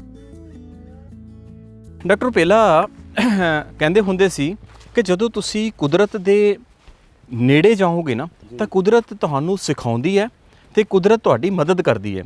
ਕੁਦਰਤ ਤੁਹਾਨੂੰ ਸਿਖਾਉਂਦੀ ਹੈ, ਇਹ ਸ਼ਬਦ ਉਹਨਾਂ ਦੇ ਵਿੱਚ ਬੜਾ ਵਜ਼ਨ ਸੀਗਾ। ਮੇਰੇ ਵਰਗਾ ਬੰਦਾ ਜਿਹੜਾ ਵਕਾਲਤ ਕਰਨ ਵਾਲਾ ਖੇਤ ਦੇ ਵਿੱਚ ਆਉਂਦਾ ਸੀ ਤਾਂ ਬੜੀ ਗਰਮੀ ਲੱਗਦੀ ਸੀ, ਏਸੀ ਦੇ ਵਿੱਚ ਰਹਿੰਦਾ ਸੀ, ਗੋਰਾ ਚਿੱਟਾ ਰੰਗ ਸੀ, ਅੱਜ ਵਾਲੇ ਹਾਲਾਤ ਨਹੀਂ ਸੀਗੇ। ਨਹੀਂ, ਸਾਨੂੰ ਕਦੇ ਜਦੋਂ ਤੁਸੀਂ ਇਹ ਸੋਚਿਆ ਵੀ ਆ ਖੇਤੀ ਚਾਹੀਏ, ਤੁਹਾਨੂੰ ਡਰ ਨਹੀਂ ਲੱਗਿਆ ਵੀ ਯਾਰ ਮੈਂ ਕਿ ਏਸੀ ਮਾ ਰਿਹਾ ਵਾਂ, ਮੈਂ ਤਾਂ ਕਦੇ ਮਤਲਬ ਕਿ ਆਪ ਕਹੀ ਚੱਕੀ ਵੀ ਨਹੀਂ ਹੋਣੀ ਵੀ ਉਰੇ ਕਹੀ ਚਲਾਵਾਂਗਾ। ਅੱਜ ਤੁਹਾਨੂੰ ਦੱਸ ਰਿਹਾ ਵੀ 2 ਕਿੱਲਿਆਂ, ਕਿੰਨੇ ਕਿੱਲਿਆਂ ਕੀ ਅੱਜ ਮੈਂ ਜਿਹੜਾ ਹੈਗਾ 15 ਕਿੱਲੇ 15 ਕਿੱਲਿਆਂ ਕੀ ਵੱਟ ਬਣਾ ਕੇ ਆਏ, ਡੋਲ ਬਣਾ ਕੇ ਆਏ, ਐਨ ਸੈੱਟ ਕਰ 15 ਕਿੱਲਿਆਂ ਕੀ ਅੰਟਣ ਪੈ ਰਹੇ ਆ। ਤੇ ਤਾਂ ਕੁਦਰਤ ਤੁਹਾਨੂੰ ਸਿਖਾਉਂਦੀ ਹੈ। ਕੁਦਰਤ ਨੇ ਮੈਨੂੰ ਸਿਖਾਇਆ ਹੈਗਾ। ਮੇਰੇ ਵਰਗਾ ਬੰਦਾ ਜਿਹਦੇ ਮੇਰੇ ਕੋਲੇ 5 ਸਾਲ ਹੋ ਗਏ, ਮੇਰੇ ਘਰੇ ਟੀਵੀ ਨਹੀਂ ਹੈਗਾ। ਅੱਛਾ, ਹਾਂ, ਟੀਵੀ ਨਹੀਂ ਹੈ। ਨਹੀਂ ਦੇਖੋ ਜੀ, ਗੱਲ ਹੋਰ ਵੀ ਜਿਸ ਤਰ੍ਹਾਂ ਆਪਾਂ ਬਾਤ ਕਰ ਰਹੇ ਤੇ ਘਰਾਂ ਥਵੇਂ ਦਾ ਟੀਵੀ ਦੇਖਦੇ ਨਹੀਂ, ਘਰਾਂ ਤੀਵੀਆਂ ਬਹੁਤ ਘਰਾਂ ਜੀ ਮਾਰੇ ਘਰਾਂ ਡਿਸ਼ ਲਾਓ, ਮਾਰੇ ਘਰਾਂ ਕਿਆ ਛੋਟਾ ਜਿਹਾ ਟੈਲੀਵਿਜ਼ਨ ਲੈ ਕੇ ਰੱਖਦੇ ਆ। ਮੇਰੇ ਪਿਓਕਿਆਂ ਤੇ ਆਵਾਂ ਉਹ ਕਹਿੰਦਾ ਥਵੇਂ ਤਾਂ ਨੰਗ ਹੈ, ਸੋ ਥਵੇਂ ਘਰੇ ਟੀਵੀ ਹੈ ਨਹੀਂ। ਨਹੀਂ, ਟੀਵੀ ਨਹੀਂ ਹੈਗਾ। ਆ ਤਾਂ ਕਮਾਲ ਹੈ। ਹਾਂ, ਮੇਰੇ ਘਰੇ ਟੀਵੀ ਨਹੀਂ ਹੈਗਾ ਤੇ ਮੈਨੂੰ 5 ਸਾਲ ਹੋ ਗਏ ਮੈਂ ਅਖਬਾਰ ਨਹੀਂ ਪੜ੍ਹਿਆ। ਆ ਇੱਕ ਤੇ ਇੱਕ ਕਮਾਲ ਹੋ ਰਿਹਾ। ਨਹੀਂ ਤਾਂ ਸਿਆਣੇ ਸਮਝਦਾਰ ਕਹਾ ਜੀ ਐਵੇਂ 7 ਅਖਬਾਰਾਂ ਪੜ੍ਹ ਰਹੇ, 8 ਪੜ੍ਹ ਰਹੇ। ਅੱਜ ਕੱਲ ਪਾਗਲ ਕਰਦੇ ਲੋਕ ਕਰੋਨਾ ਦੇ ਵਿੱਚ। ਤਾਂ ਮੈਨੂੰ 5 ਸਾਲ ਹੋ ਗਏ ਮੈਂ ਅਖਬਾਰ ਨਹੀਂ ਪੜ੍ਹਿਆ। ਬਹੁਤ ਬੰਦੇ ਕਹਤੇ ਉਹ ਵੀ ਕਹੇਂਗੇ ਵੀ ਥਵੇਂ ਤਾਂ ਅਪਡੇਟ ਹੀ ਨਹੀਂ ਹੋਏ। ਤਾਂ ਮੈਨੂੰ ਹੁਣ ਤਾਂ ਤਕਰੀਬਨ 2 ਸਾਲ ਹੋ ਚੱਲੇ ਕਿ ਮੇਰੀ ਐਵਰੇਜ ਜਿਹੜਾ ਮੈਂ ਸ਼ਹਿਰ ਜਾਣ ਦਾ 15 ਦਿਨ ਤੋਂ ਪਹਿਲਾਂ ਨਹੀਂ ਮੈਂ ਜਾਂਦਾ। 15 ਦਿਨਾਂ ਤੋਂ ਮੈਂ ਸਾਰੇ ਕੰਮ ਇਕੱਠੇ ਕਰ ਲੈਣਾ, ਤਾਂ ਫਿਰ ਮੈਂ 14-15 ਦਿਨਾਂ ਤੋਂ ਮੈਂ ਜਾਣਾ, ਸ਼ਹਿਰ ਜਾਣਾ। ਮੈਂ ਪਾਸੇ ਵਾਲੇ ਸਾਰੀ ਦੁਨੀਆ ਦੇ ਸੈਟਅਪ ਨਾਲ ਟੁੱਟਿਆ ਹੋਇਆ ਬੰਦਾ ਹੈ। ਮੈਂ ਸਿਰਫ ਖੇਤ ਦੇ ਨਾਲ ਜੁੜਿਆ। ਮੈਨੂੰ ਖੇਤ ਨੇ ਸਿਖਾਇਆ, ਮੈਨੂੰ ਇਸ ਮਿੱਟੀ ਨੇ ਸਿਖਾਇਆ। ਕੀ ਬਾਤ ਹੈ। ਮੈਂ ਕਿਸੇ ਯੂਨੀਵਰਸਿਟੀ ਨੇ ਨਹੀਂ ਮੈਨੂੰ ਸਿਖਾਇਆ, ਕਿਸੇ ਮੈਨੂੰ ਹੋਰ ਮੈਂ ਕਿਤੋਂ ਨਹੀਂ ਪੜ੍ਹਿਆ, ਮੈਨੂੰ ਮੇਰੀ ਮਿੱਟੀ ਸਿਖਾਉਂਦੀ ਹੈ। ਮੈਂ ਟਰਾਇਲ ਬੇਸਡ ਮੇਰਾ ਜਿਹੜਾ ਮਾੜੀ ਜਿਹੀ ਨੌਲੇਜ ਇਕੱਠੀ ਕੀਤੀ ਹੈ ਉਹ ਸਭ ਟਰਾਇਲ ਬੇਸਡ ਹੈ। ਮੈਂ ਟਰਾਇਲ ਕੀਤਾ, ਉਹਦੇ 'ਚ ਮੈਨੂੰ 4-5 ਟਰਾਇਲ ਕੀਤੇ, ਮੈਨੂੰ ਨਿਕਲਿਆ ਆਇਆ ਕਿ ਆਹ ਟਰਾਇਲ ਸਕਸੈਸਫੁਲ ਹੈ। ਗਲਤੀਆਂ ਵੀ ਹੁੰਦੀਆਂ ਤਾਂ ਉਹਦੇ ਤੋਂ ਹੌਲੀ ਹੌਲੀ ਜਿਹੜਾ ਹੈਗਾ ਗਿਆਨ ਇਕੱਠਾ ਕੀਤਾ। ਅਤੇ ਹੁਣ ਜਿਹੜਾ ਹੈ ਸਿਰਫ ਮੈਂ ਇੱਥੋਂ ਆਹੀ ਮੇਰੀ ਜ਼ਿੰਦਗੀ ਹੈ। ਸੁਬਾਹ ਮੇਰਾ ਲਾਈਫ ਸਟਾਈਲ ਹੈ, ਸੁਬਾਹ ਤੋਂ ਲੈ ਕੇ ਸ਼ਾਮ ਤੱਕ ਇੱਥੇ ਖੇਤਾਂ ਦੇ ਵਿੱਚ ਹੀ ਰਹਿਣਾ ਹੈਗਾ ਅਤੇ ਮੈਂ ਕਿਤੇ ਜਾਂਦਾ ਹੀ ਨਹੀਂ। ਅੱਛਾ, ਇਹ ਤਸੱਲੀ ਹੈ ਮਤਲਬ ਕਿ ਇਹਨੂੰ ਕਦੇ ਯਾਦ ਨਹੀਂ ਆਉਂਦਾ ਵੀ ਯਾਰ ਉੱਥੇ ਏਸੀ ਚੱਲਦਾ ਤਾਂ ਗਾਹਕ ਆਉਂਦੇ ਤੇ ਕਿਸੇ ਪੇਸ਼ੀ ਪਾ ਦੀ, ਕਿਸੇ ਲੈ ਕੇ ਨਹੀਂ, ਮੈਂ ਅਕਸਰ ਕਹਿੰਦਾ ਹੁੰਦਾ ਕਿ ਕੁਦਰਤੀ ਖੇਤੀ ਕਰਨ ਤੋਂ ਪਹਿਲਾਂ ਤੁਹਾਨੂੰ ਕੁਦਰਤ ਪੱਖੀ ਜੀਵਨ ਜਿਉਣਾ ਪੈਣਾ। ਕੁਦਰਤੀ ਖੇਤੀ ਸੈਕਿੰਡ ਸਟੇਜ ਹੈ, ਉਸ ਤੋਂ ਪਹਿਲਾਂ ਤੁਹਾਨੂੰ ਕੁਦਰਤ ਪੱਖੀ ਜੀਵਨ ਜਿਉਣਾ ਪੈਣਾ। ਜੇ ਤੁਹਾਡਾ ਲਾਈਫ ਸਟਾਈਲ ਕੁਦਰਤ ਪੱਖੀ ਨਹੀਂ ਹੈ, ਤੁਸੀਂ ਕੁਦਰਤੀ ਖੇਤੀ 'ਚ ਕਦੇ ਵੀ ਕਾਮਯਾਬ ਨਹੀਂ ਹੋ ਸਕਦੇ। ਕੁਦਰਤੀ ਖੇਤੀ 'ਚ ਕਾਮਯਾਬ ਹੋਣ ਵਾਸਤੇ ਤੁਹਾਨੂੰ ਕੁਦਰਤ ਪੱਖੀ ਜੀਵਨ ਜਿਉਣਾ ਪੈਣਾ। ਅੱਛਾ, ਥਵੇਂ ਆਪਾਂ ਪਹਿਲਾਂ ਬਾਤ ਕਰ ਰਹੇ ਤੇ ਕਿ ਫਿਰ ਘਰਕਿਆਂ ਨੂੰ ਕਿਸ ਤਰ੍ਹਾਂ ਤਿਆਰ ਕਰਿਆ ਥਾਨੇ ਸਾਰੇ ਕਾਸੇ ਵਾਸਤੇ, ਘਰ ਕੇ ਬਹੁਤ ਵਿਰੋਧ ਕਰਾਂ ਵੀ ਉਹ ਕਿਆ ਛੇੜ ਲਿਆ ਖੜਾ। ਹਾਂ, ਬਿਲਕੁਲ ਬਹੁਤ ਵਕਾਲਤ ਕਰਦਾ ਬੰਦਾ ਪਾਗਲ ਹੋ ਗਿਆ। ਬਿਲਕੁਲ ਬਹੁਤ ਵਿਰੋਧ ਹੋਇਆ। ਮੇਰੇ ਮਦਰ ਨੇ ਮੈਨੂੰ ਮੈਂ ਦੱਸ ਰਹੇ ਤੇ ਵੀ ਪਹਿਲਾਂ ਤਾਂ ਤੁਸੀਂ ਜਾਂਦੇ ਤੇ ਜਦ ਆਪਣੇ ਕਚਹਿਰੀ ਨੂੰ ਹੱਥ ਖੜੇ ਹੁੰਦੇ ਤੇ ਵਕੀਲ ਸਾਹਿਬ ਜਾ ਰਹੇ ਆ, ਬਾਅਦ ਵਿੱਚ ਕਹਿੰਦੇ ਛੱਡ ਕੇ ਕਿਆ ਹੈ ਜੀ। ਤਾਂ ਕਰਦੇ ਫਿਰ ਕਿਸ ਤਰ੍ਹਾਂ? ਹਾਂ, ਇਹ ਤਾਂ ਪਰਿਵਾਰ ਦੇ ਵਿੱਚ ਵਿਰੋਧ ਹੋਇਆ। ਮੇਰੀ ਲੜਾਈ ਕੋਈ ਵੀ ਮੈਂ ਨਹੀਂ ਕਹਾਂਗਾ, ਮੇਰੇ ਬਾਕੀ ਵੀ ਸਾਡੇ ਕੁਦਰਤੀ ਖੇਤੀ ਕਿਸਾਨ, ਜਦੋਂ ਤੁਸੀਂ ਲਾਈਨ ਤੋਂ ਹਟ ਕੇ ਕੰਮ ਕਰਦੇ ਹੋ ਤੁਹਾਡੀ ਲੜਾਈ 2-3 ਫਰੰਟਾਂ ਤੇ ਹੁੰਦੀ ਹੈ। ਇੱਕ ਤੁਹਾਨੂੰ ਪਰਿਵਾਰ ਦੇ ਨਾਲ ਲੜਨਾ ਪੈਂਦਾ ਹੈ, ਇੱਕ ਤੁਹਾਨੂੰ ਸਮਾਜ ਨਾਲ ਲੜਨਾ ਪੈਂਦਾ ਹੈ, ਥਰਡ ਤੁਹਾਨੂੰ ਖੇਤਾਂ ਦੇ ਵਿੱਚ ਜਿਹੜਾ ਹੈਗਾ ਉਹ ਉੱਥੇ ਸੰਘਰਸ਼ ਕਰਨਾ ਪੈਂਦਾ ਹੈ। ਤਾਂ ਇਹ ਸੰਘਰਸ਼ ਜਿਹੜਾ ਹੈਗਾ ਮੈਂ ਵੀ ਕੀਤਾ ਹੈ। ਮੈਂ ਪਰਿਵਾਰ ਦੇ ਨਾਲ ਵੀ ਜਿਹੜਾ ਹੈਗਾ ਸੰਘਰਸ਼ ਕੀਤਾ, ਸਮਾਜ ਦੇ ਨਾਲ ਵੀ ਕੀਤਾ, ਖੇਤਾਂ ਦੇ ਵਿੱਚ ਵੀ ਕੀਤਾ। ਤਾਂ ਹੌਲੀ ਹੌਲੀ ਜਦੋਂ ਤੁਸੀਂ ਆਪਣੇ ਸਿਦਕ ਤੇ ਰਹਿੰਦੇ ਹੋ, ਤੁਸੀਂ ਆਪਣੇ ਤੁਹਾਡੇ 'ਚ ਜਿਹੜਾ ਪੈਸ਼ਨ, ਤੁਹਾਡਾ ਸਿਰੜ ਹੈ ਨਾ ਜਿਹੜਾ ਉਹ ਤੁਸੀਂ ਉਹ ਜਨੂਨ ਹੈ ਤੁਹਾਡੇ ਦੇ ਵਿੱਚ, ਫਿਰ ਉਸ ਜਨੂਨ ਦੇ ਮੂਹਰੇ ਸਭ ਕੁਝ ਜਿਹੜਾ ਹੈ ਹੌਲੀ ਹੌਲੀ ਫਿੱਕਾ ਪੈ ਜਾਂਦਾ ਹੈ। ਪਰਿਵਾਰ ਨੇ ਵਿਰੋਧ ਕੀਤਾ, ਡਟ ਕੇ ਵਿਰੋਧ ਕੀਤਾ, ਜਿੰਨਾ ਮੇਰਾ ਵਿਰੋਧ ਹੋਇਆ ਨਾ ਕਿਸੇ ਦਾ ਹੋਇਆ ਨਹੀਂ ਹੋਣਾ। ਮੇਰੇ ਮਦਰ ਨੇ ਮੈਨੂੰ ਕਈ ਸਮਾਂ ਬੁਲਾਇਆ ਨਹੀਂ, ਸੁਬਾਹ ਉੱਠ ਕੇ 4 ਵਜੇ ਪਾਠ ਕਰਾਇਆ ਕਰਦੀ ਸੀ ਕਿ ਮੁੰਡਾ ਸਾਡਾ ਜਿਹੜਾ ਇਹ ਕਮਲਾ ਹੋ ਗਿਆ, ਖਿੱਲ ਗਿਆ। ਰਿਸ਼ਤੇਦਾਰ ਵੀ ਇਕੱਠੇ ਹੋਏ ਵੀ ਇਹਨੂੰ ਲਾਜ ਲੂਜ ਕਰਵਾ ਲਈਏ ਇਹਦਾ। ਉਹਦੀ ਵਾਈਫ ਮੇਰੀ ਕਹਿੰਦੀ ਮੈਂ ਛੱਡ ਕੇ ਚੱਲਣੀ ਆ, ਮੇਰਾ ਤਾਂ ਰਿਸ਼ਤਾ ਵਕੀਲ ਨੂੰ ਕੀਤਾ ਸੀ, ਉਹਨੂੰ ਪਤਾ ਵੀ ਇਹ ਸ਼ਦਾਈ ਨਿਕਲ ਜੂਗਾ। ਤਾਂ ਉਹ ਸਾਰਾ ਵਿਰੋਧ ਸੀ। ਹੌਲੀ ਹੌਲੀ ਜਦੋਂ ਫਿਰ ਉਹਨਾਂ ਨੂੰ ਲੱਗਿਆ ਵੀ ਇਹ ਨਹੀਂ ਹਟਦਾ, ਵੀ ਇਹ ਤਾਂ ਹੁਣ ਜੋ ਮਰਜ਼ੀ ਹੋ ਜੇ ਇਹਦੇ ਤਾਂ ਆਹੀ ਰਹਿਣਾ, ਤਾਂ ਉਹ ਨਾਲ ਚੱਲ ਪਏ ਮੇਰੇ। ਤਾਂ ਹੁਣ ਸਾਰਾ ਕੁਝ ਠੀਕ ਹੈ। ਅਤੇ ਹੁਣ ਮੇਰੀ ਵਾਈਫ ਦੇ ਕੋਲੇ ਜਿਹੜੀ ਹੈਗੀ ਸਟੋਰੇਜ ਸਾਰੀ ਉਹ ਸੰਭਾਲਦੀ ਹੈ। ਮੇਰੇ ਮਦਰ ਕੋਲੇ ਜਿੰਨਾ ਆ ਕੋਈ ਛੱਜ ਲਾਉਣ ਵਾਲਾ, ਕੋਈ ਚੱਕੀ ਚੁੱਕੀ ਚਲਾਉਣ ਵਾਲਾ, ਇਹ ਸਾਰਾ ਕੰਮ ਉਹਦੇ ਕੋਲੇ ਹੈ। ਮੇਰੇ ਬੇਟੇ ਦੇ ਕੋਲੇ ਉਹ ਮਾਰਕੀਟਿੰਗ ਹੈ, ਉਹ ਵੀ ਨਾਲ ਇੱਥੇ ਆ ਗਿਆ। ਹੁਣ ਸਾਰਾ ਕੁਝ ਅਸੀਂ ਸਾਰੇ ਇੱਥੇ ਕਮਿਟਡ ਹੈ, ਚਾਰੇ ਜੀ ਪਰਿਵਾਰ ਦੇ 4 ਮੈਂਬਰ ਹੈ, ਹੁਣ ਚਾਰੇ ਬਸ ਇੱਥੋਂ ਚੁੱਕ ਰਹੀ ਹੈ। ਇੱਕ ਉਹ ਵੀ ਕੰਮ ਹੋ ਗਿਆ ਨਾ ਵੀ ਜਿਤਨਾ ਕਹੇ ਕਰਾਂ ਵੀ ਚੜ੍ਹਦੇ ਸੂਰਜ ਨੂੰ ਸਲਾਮਾਂ, ਇਹ ਥਾਰਾ ਮਤਲਬ ਕਿ ਪੂਰੀ ਦੁਨੀਆ ਮੰਨਾਓ ਕਰਕੇ ਵੀ ਕਹਿੰਦੇ ਨੇ ਵੀ ਸ਼ੋਗਰਾ ਠੀਕ ਨਿਕੜਿਆ। ਹਾਂ ਬਿਲਕੁਲ ਨਹੀਂ ਹੁੰਦਾ ਬਿਲਕੁਲ ਵੀ, ਉਹ ਕਹਿੰਦੇ ਵੀ ਸਾਰੀ ਦੁਨੀਆ ਬੰਦੇ ਨੂੰ ਕਹਿ ਰਹੀ ਹੈ ਵੀ ਸਹੀ ਹੈ, ਇਸका ਮਤਲਬ ਜ਼ਰੂਰ ਸਹੀ ਹੈ। ਹਾਂ ਬਿਲਕੁਲ ਬਿਲਕੁਲ। ਪਹਿਲਾਂ ਮੈਂ ਦੱਸਿਆ ਕਰਨਾ ਵੀ ਆਪਾਂ ਥੋੜ੍ਹਾ ਜਿਹਾ ਉੱਥੇ 2 ਕਮਰੇ ਬਣਾ ਲਈਏ, ਕੁਛ ਲੋਕ ਆਇਆ ਕਰਨਗੇ ਤੇ ਕਮਰੇ 'ਚ ਬੈਠਣ ਵਾਸਤੇ। ਤਾਂ ਮੇਰੇ ਮਦਰ ਕਹਿੰਦੇ ਖੇਤਾਂ ਦਾ ਕੀ ਦੇਖਣਾ ਹੁੰਦਾ ਹੈ, ਖੇਤ ਦੇਖਣ ਵੀ ਕੋਈ ਆਇਆ ਕਰੂਗਾ, ਖੇਤਾਂ ਦਾ ਕੀ ਦੇਖਣਾ ਹੁੰਦਾ, ਖੇਤਾਂ ਵਰਗੇ ਖੇਤ ਹੁੰਦੇ ਆ। ਤਾਂ ਮੈਂ ਕਿਹਾ ਨਹੀਂ, ਮੇਰਾ ਲੋਕਾਂ ਵਰਗਾ ਖੇਤ ਨਹੀਂ ਹੈਗਾ, ਮੇਰਾ ਖੇਤ ਇੱਕ ਮੰਦਿਰ ਹੈ, ਗੁਰਦੁਆਰਾ ਹੈ। ਨਹੀਂ ਨਹੀਂ, ਇਹ ਤਾਂ ਖੇਤ ਹੈ। ਅਤੇ ਅੱਜ ਮੈਂ ਇਸ ਗੱਲ ਨੂੰ ਬੜੇ ਜ਼ੋਰ ਦੇ ਕੇ ਕਹੂੰਗਾ ਕਿ ਇਹੀ ਮੰਦਿਰ ਹੈ, ਇਹੀ ਗੁਰਦੁਆਰਾ ਹੈ। ਸਾਨੂੰ ਮੰਦਿਰ ਗੁਰਦੁਆਰੇ ਦੀ ਪਰਿਭਾਸ਼ਾ ਵੀ ਦੇਖਣੀ ਪੈਣੀ ਹੈ ਕਿ ਜਿੱਥੇ ਕੁਦਰਤ ਦੇ ਵਿੱਚ ਸਭ ਕੁਝ ਮਿਲ ਵਰਤਨ ਦੇ ਨਾਲ ਰਹਿੰਦਾ ਹੈਗਾ। ਇੱਥੇ ਕਿਸੇ ਦੇ ਨਾਲ ਕੋਈ ਕੰਪੀਟੀਸ਼ਨ ਨਹੀਂ ਹੈਗਾ। ਇਸ 20 ਏਕੜ ਦੇ ਵਿੱਚ ਹਰ ਥਾਂ 'ਤੇ ਕੋਆਪਰੇਸ਼ਨ ਦੇਖੋਗੇ ਤੁਸੀਂ। ਨੇਚਰ ਦੇ ਵਿੱਚ ਕੋਆਪਰੇਸ਼ਨ ਹੁੰਦੀ ਹੈ, ਕੰਪੀਟੀਸ਼ਨ ਨਹੀਂ ਹੁੰਦਾ। ਤਾਂ ਇੱਥੇ ਕੁਦਰਤ ਦੇ ਜੋ ਲਾਅ ਆਫ ਨੇਚਰ ਹੈ ਉਹਨੂੰ ਫੋਲੋ ਕੀਤਾ ਜਾਂਦਾ ਹੈ। ਇੱਥੇ ਕਿਸੇ ਨੂੰ ਨਹੀਂ ਮਾਰਿਆ ਜਾਂਦਾ, ਕਿਸੇ ਨੂੰ ਜ਼ਹਿਰ ਦੇ ਕੇ ਨਹੀਂ ਮਾਰਿਆ ਜਾਂਦਾ। ਇੱਥੇ ਜਿਸ ਤਰ੍ਹਾਂ ਮੈਂ ਦੇਖ ਰਿਹਾ ਤੁਹਾਨੂੰ ਉਰੇ ਆਪਣੇ ਮੁਰਗੀਆਂ, ਬੱਤਕਾਂ, ਤੋਤੇ, ਚਿੜੀਆਂ, ਜਨੌਰ, ਸਾਹੇ, ਚੂਹੇ, ਸਾਰਾ ਕੁਝ ਰੱਖਿਆ ਵਾ। ਇਹ ਚੀਜ਼ਾਂ ਸਾਰੀਆਂ ਖੇਤੀ ਵਾਸਤੇ, ਹਾਂ ਇਹ ਖੇਤੀ ਵਾਸਤੇ ਸਹਾਇਕ ਨੇ। ਜਿਵੇਂ ਖਰਗੋਸ਼ ਰੱਖੇ ਹੋਏ ਆ, ਖਰਗੋਸ਼ ਇੱਕ ਖਾਦ ਬਣਾਉਣ ਦੀ ਫੈਕਟਰੀ ਹੈ। ਕੋਈ ਵੀ ਵੀਡ ਸਾਡੇ ਨਦੀਨ ਹੋ ਗਏ ਤਾਂ ਉਹ ਨਦੀਨ ਨੂੰ ਕੱਟ ਕੇ ਤੁਸੀਂ ਇਹਨਾਂ ਨੂੰ ਪਾ ਦਿਓ ਖਰਗੋਸ਼ਾਂ ਨੂੰ। 24 ਘੰਟਿਆਂ ਬਾਅਦ ਉਹਨਾਂ ਦਾ ਐਕਸਕ੍ਰੀਟਾ, ਉਹਨਾਂ ਦੀਆਂ ਜਿਹੜੀਆਂ ਮੀਂਗਣਾ ਉਹ ਲੈ ਆਓ, ਉਹ ਤੁਹਾਡੀ ਖਾਦ ਹੈ। ਤਾਂ ਉਹਨਾਂ ਨੇ ਤੁਹਾਨੂੰ ਖਾਦ ਦੇਤੀ। ਤਾਂ ਸਾਡਾ ਹੁਣ ਜਿਵੇਂ ਕੋਈ ਫਲ ਖਰਾਬ ਹੋ ਗਿਆ, ਜਿਵੇਂ ਆੜੂ ਲੱਗਿਆ ਹੈਗਾ, ਆੜੂ ਨੇ ਤੋਤੇ ਨੇ ਟੁੱਕਤਾ, ਤੋਤੇ ਨੇ ਖਰਾਬ ਕਰਤਾ, ਤਾਂ ਉਹ ਖਰਾਬ ਹੋਇਆ ਅਸੀਂ ਚੱਕ ਲਿਆਵਾਂਗੇ, ਉਹ ਲਿਆ ਕੇ ਚਿੜੀਆਂ ਨੂੰ ਪਾ ਦਿਆਂਗੇ, ਉਹ ਚਿੜੀਆਂ ਖਾ ਲੈਣਗੀਆਂ। ਉੱਥੇ ਵਿੱਚੋਂ ਜਦੋਂ ਕਣਕ ਨੂੰ ਵੱਢਿਆ ਉਹਦੇ ਵਿੱਚੋਂ ਬਾਥੂ ਤੇ ਸਿੰਜੀ ਨਿਕਲ ਆਈ, ਉਹ ਬਾਥੂ ਸਿੰਜੀ ਸਾਡੀਆਂ ਉਹ ਹੋਰ ਪੰਛੀ ਜਿਹੜੇ ਹੈਗੇ ਉਹ ਖਾ ਲੈਣਗੇ। ਤਾਂ ਇੱਥੇ ਕੁਛ ਵੀ ਚੀਜ਼ ਵੇਸਟ ਨਹੀਂ ਜਾਂਦੀ, ਹਰ ਇੱਕ ਚੀਜ਼ ਕਿਸੇ ਦੀ ਖੁਰਾਕ ਹੈ। ਕੀ ਬਾਤ। ਹਾਂ अच्छा, जिस तरह उरे हमें बहुत कुछ उगा रहे हैं, एक बड़ा रौला पवा भी मंडीकरण नहीं है जी, बिकती नहीं है, हमें कितने ले जाए, हमें मंडीकरण किस तरह हल हो रहा है कि लोग आप ही आ रहे हैं? ਮੰਡੀਕਰਨ ਦੀ ਪ੍ਰੋਬਲਮ ਨਹੀਂ ਹੈ। ਮੰਡੀਕਰਨ ਦੀ ਪ੍ਰੋਬਲਮ ਵਾਸਤੇ ਮੈਂ ਇੱਕ ਗੱਲ ਕਹੂੰਗਾ ਕਿ ਤੁਹਾਡੇ ਵਿੱਚ ਜੇਕਰ ਸਬਰ ਤੇ ਸਿਦਕ ਹੈ ਨਾ ਜੀ, ਤਾਂ ਤੁਹਾਨੂੰ ਮਾਰਕੀਟਿੰਗ ਕੋਈ ਪ੍ਰੋਬਲਮ ਨਹੀਂ ਹੈ। ਸਬਰ ਤੇ ਸਿਦਕ, ਸਬਰ ਤੁਹਾਨੂੰ ਜਦੋਂ ਸਟਾਰਟ ਕਰਦੇ ਆ ਥੋੜਾ ਸਮਾਂ ਸਬਰ ਕਰਨਾ ਪੈਣਾ ਹੈ, ਤੁਹਾਨੂੰ ਸਟੈਬਲਿਸ਼ ਹੋਣ ਤੇ ਟਾਈਮ ਲੱਗਣਾ ਹੈ। ਤੁਸੀਂ ਸਿਦਕ ਤੇ ਰਹੋ, ਤੁਸੀਂ ਡੋਲੋ ਨਾ। ਜਦੋਂ ਕੋਈ ਬੰਦੇ ਕੋਈ ਸਟੈਬਲਿਸ਼ ਹੋ ਜਾਂਦੇ ਨਾ, ਕਾਮਯਾਬ ਹੋ ਜਾਂਦੇ ਤਾਂ ਡੋਲ ਜਾਂਦੇ ਆ। ਤਾਂ ਤੁਸੀਂ ਜੈਨੂਅਨ ਰਹੋ, ਆਪਣੇ ਸਿਦਕ ਤੇ ਰਹੋ, ਤਾਂ ਮਾਰਕੀਟਿੰਗ ਕੋਈ ਪ੍ਰੋਬਲਮ ਨਹੀਂ ਹੈ। ਮੈਂ ਮੁਕਤਸਰ ਤੋਂ 25 ਕਿਲੋਮੀਟਰ ਦੂਰ ਰਿਮੋਟ ਏਰੀਆ 'ਚ ਬੈਠਾ। ਤਾਂ ਇਸ ਰਿਮੋਟ ਏਰੀਆ ਦੇ ਵਿੱਚ ਬੈਠਣ ਲਈ ਸਾਰੇ ਪੰਜਾਬ ਤੋਂ ਲੋਕ ਆਉਂਦੇ ਆ ਮੇਰੇ ਕੋਲੇ ਸਮਾਨ ਲੈਣ। ਕੁਛ ਤਾਂ ਤੁਹਾਡੇ ਪਟਿਆਲੇ ਤੋਂ ਪਰਸੋਂ ਪੰਮੀ ਬਾਈ ਜੀ ਆਏ ਸੀ, ਸਮਾਨ ਲੈਣ ਇੱਥੇ ਆਏ ਮੇਰੇ ਕੋਲ। ਉੱਥੋਂ ਪੰਮੀ ਬਾਈ ਉੱਥੋਂ ਪਟਿਆਲੇ ਤੋਂ ਪੰਮੀ ਬਾਈ। ਮਾਰਕੀਟਿੰਗ ਵਾਲਾ ਮਸਲਾ ਤਾਂ ਬਿਲਕੁਲ ਮੁੱਦਾ ਹੀ ਖਤਮ ਹੈ। ਹਾਂ, ਉਹ ਕੋਈ ਦਿੱਕਤ ਨਹੀਂ ਹੈ। ਉਹ ਤਾਂ ਅਸੀਂ ਜਿਹੜਾ ਸਮਾਨ ਅਸੀਂ ਜ਼ਿਆਦਾ ਦਿੰਦੇ ਵੀ ਨਹੀਂ ਹੈਗੇ। ਉਹ ਜੀ ਕੋਈ ਤੁਸੀਂ ਗੁੜ 10 ਕਿਲੋ ਮੰਗੋਗੇ ਤਾਂ ਅਸੀਂ 5 ਹੀ ਦੇਵਾਂਗੇ, ਕਿ ਸਾਡੇ ਕੋਲ ਥੋੜ੍ਹਾ ਹੈ। ਤਾਂ ਮਾਰਕੀਟਿੰਗ ਕੋਈ ਪ੍ਰੋਬਲਮ ਨਹੀਂ ਹੈ। ਇਹ ਮੇਰੀ ਨਹੀਂ ਹੈ, ਬਾਕੀ ਵੀ ਜਿਹੜੇ ਸਾਡੇ ਜੈਨੂਅਨ ਆਰਗੈਨਿਕ ਫਾਰਮਰ ਹੈ ਉਹਨਾਂ ਨੂੰ ਕੋਈ ਪ੍ਰੋਬਲਮ ਨਹੀਂ ਹੈ। ਮਾਰਕੀਟਿੰਗ ਕੋਈ ਇਸ਼ੂ ਨਹੀਂ ਹੈ। ਤੁਸੀਂ ਬਸ ਸਿਦਕ ਤੇ ਜਿਹੜਾ ਹੈਗਾ ਸਬਰ। ਅੱਛਾ ਜੀ, ਆਪਾਂ ਕਿੰਨੀਆਂ ਕੁ ਫਸਲਾਂ ਸਬਜ਼ੀਆਂ ਬਾਰੇ? ਟੋਟਲ ਫਸਲਾਂ ਜਿਹੜੀਆਂ ਮੇਰੀਆਂ ਹੈਗੀਆਂ ਉਹ ਸਾਰੀਆਂ ਸਬਜ਼ੀਆਂ, ਦਾਲਾਂ, ਤੇਲ ਬੀਜ, ਉਹ ਸਾਰੀਆਂ ਨੂੰ ਮਿਲਾ ਕੇ 50 ਦੇ ਕਰੀਬ ਹੋ ਜਾਂਦੀਆਂ, 50 ਤੋਂ ਉੱਪਰ ਹੀ ਚਲੀਆਂ ਜਾਂਦੀਆਂ ਜੀ। ਹਾਂ, ਤੇ ਫਰੂਟ ਸਾਡੇ ਕੋਲੇ ਵੀ ਕਾਫੀ ਹੈਗਾ, 25 ਕਿਸਮ ਦਾ ਫਰੂਟ ਇਹ ਤੋਂ ਪਹਿਲਾਂ ਜਿਨ੍ਹਾਂ ਨੂੰ ਫਰੂਟਿੰਗ ਤਕਰੀਬਨ ਹੋ ਗਈ ਹੈਗੀ ਹੈ। ਤੇ ਹੁਣ ਸੈਕੰਡ ਫੇਜ਼ ਦੇ ਵਿੱਚ ਅਸੀਂ 8-10 ਕਿਸਮ ਦਾ ਫਰੂਟ ਹੁਣ ਲਗਾ ਰਹੇ ਹੈਗੇ ਆ, ਜਿਹੜਾ ਥੋੜ੍ਹਾ ਜਿਹਾ ਸੈਂਸਿਟਿਵ ਹੈਗਾ, ਉਹਨਾਂ ਨੂੰ ਹੁਣ ਸੈਕੰਡ ਫੇਜ਼ 'ਚ ਲਾ ਰਹੇ ਹਾਂ। ਆਓ ਥਾਰੇ ਕੋਠਿਆਂ ਕਨੀ ਵੀ ਨਿਗਾਹ ਮਾਰ ਲਈਏ ਆਪਾਂ। ਅੱਛਾ, ਇੱਕ ਬਾਤ ਜਿਹੜੀ ਮੈਂ ਪਹਿਲਾਂ ਬਾਤ ਕਰ ਰਿਹਾ ਤਾ ਵੀ ਜਦ ਹਰਾ ਇਨਕਲਾਬ ਲਿਆ ਇਹ ਪੜ੍ਹੇ ਲਿਖੇ ਬੰਦੇ ਲੈ ਕੇ ਆਏ, ਯੂਨੀਵਰਸਿਟੀਆਂ ਲੈ ਕੇ ਆਈਆਂ ਵੀ ਇਸ ਨੇ ਤਾਂ ਹਮਾਰਾ ਜਿਹੜਾ ਸਦੀਆਂ ਤੇ ਹਜ਼ਾਰਾਂ ਸਾਲਾਂ ਦੇ ਖਾਣ ਪੀਣ ਰਹਿਣ ਸਹਿਣ ਉਹ ਸਾਰਾ ਤਖਤਾ ਹੀ ਪਲਟ ਦਿਆ।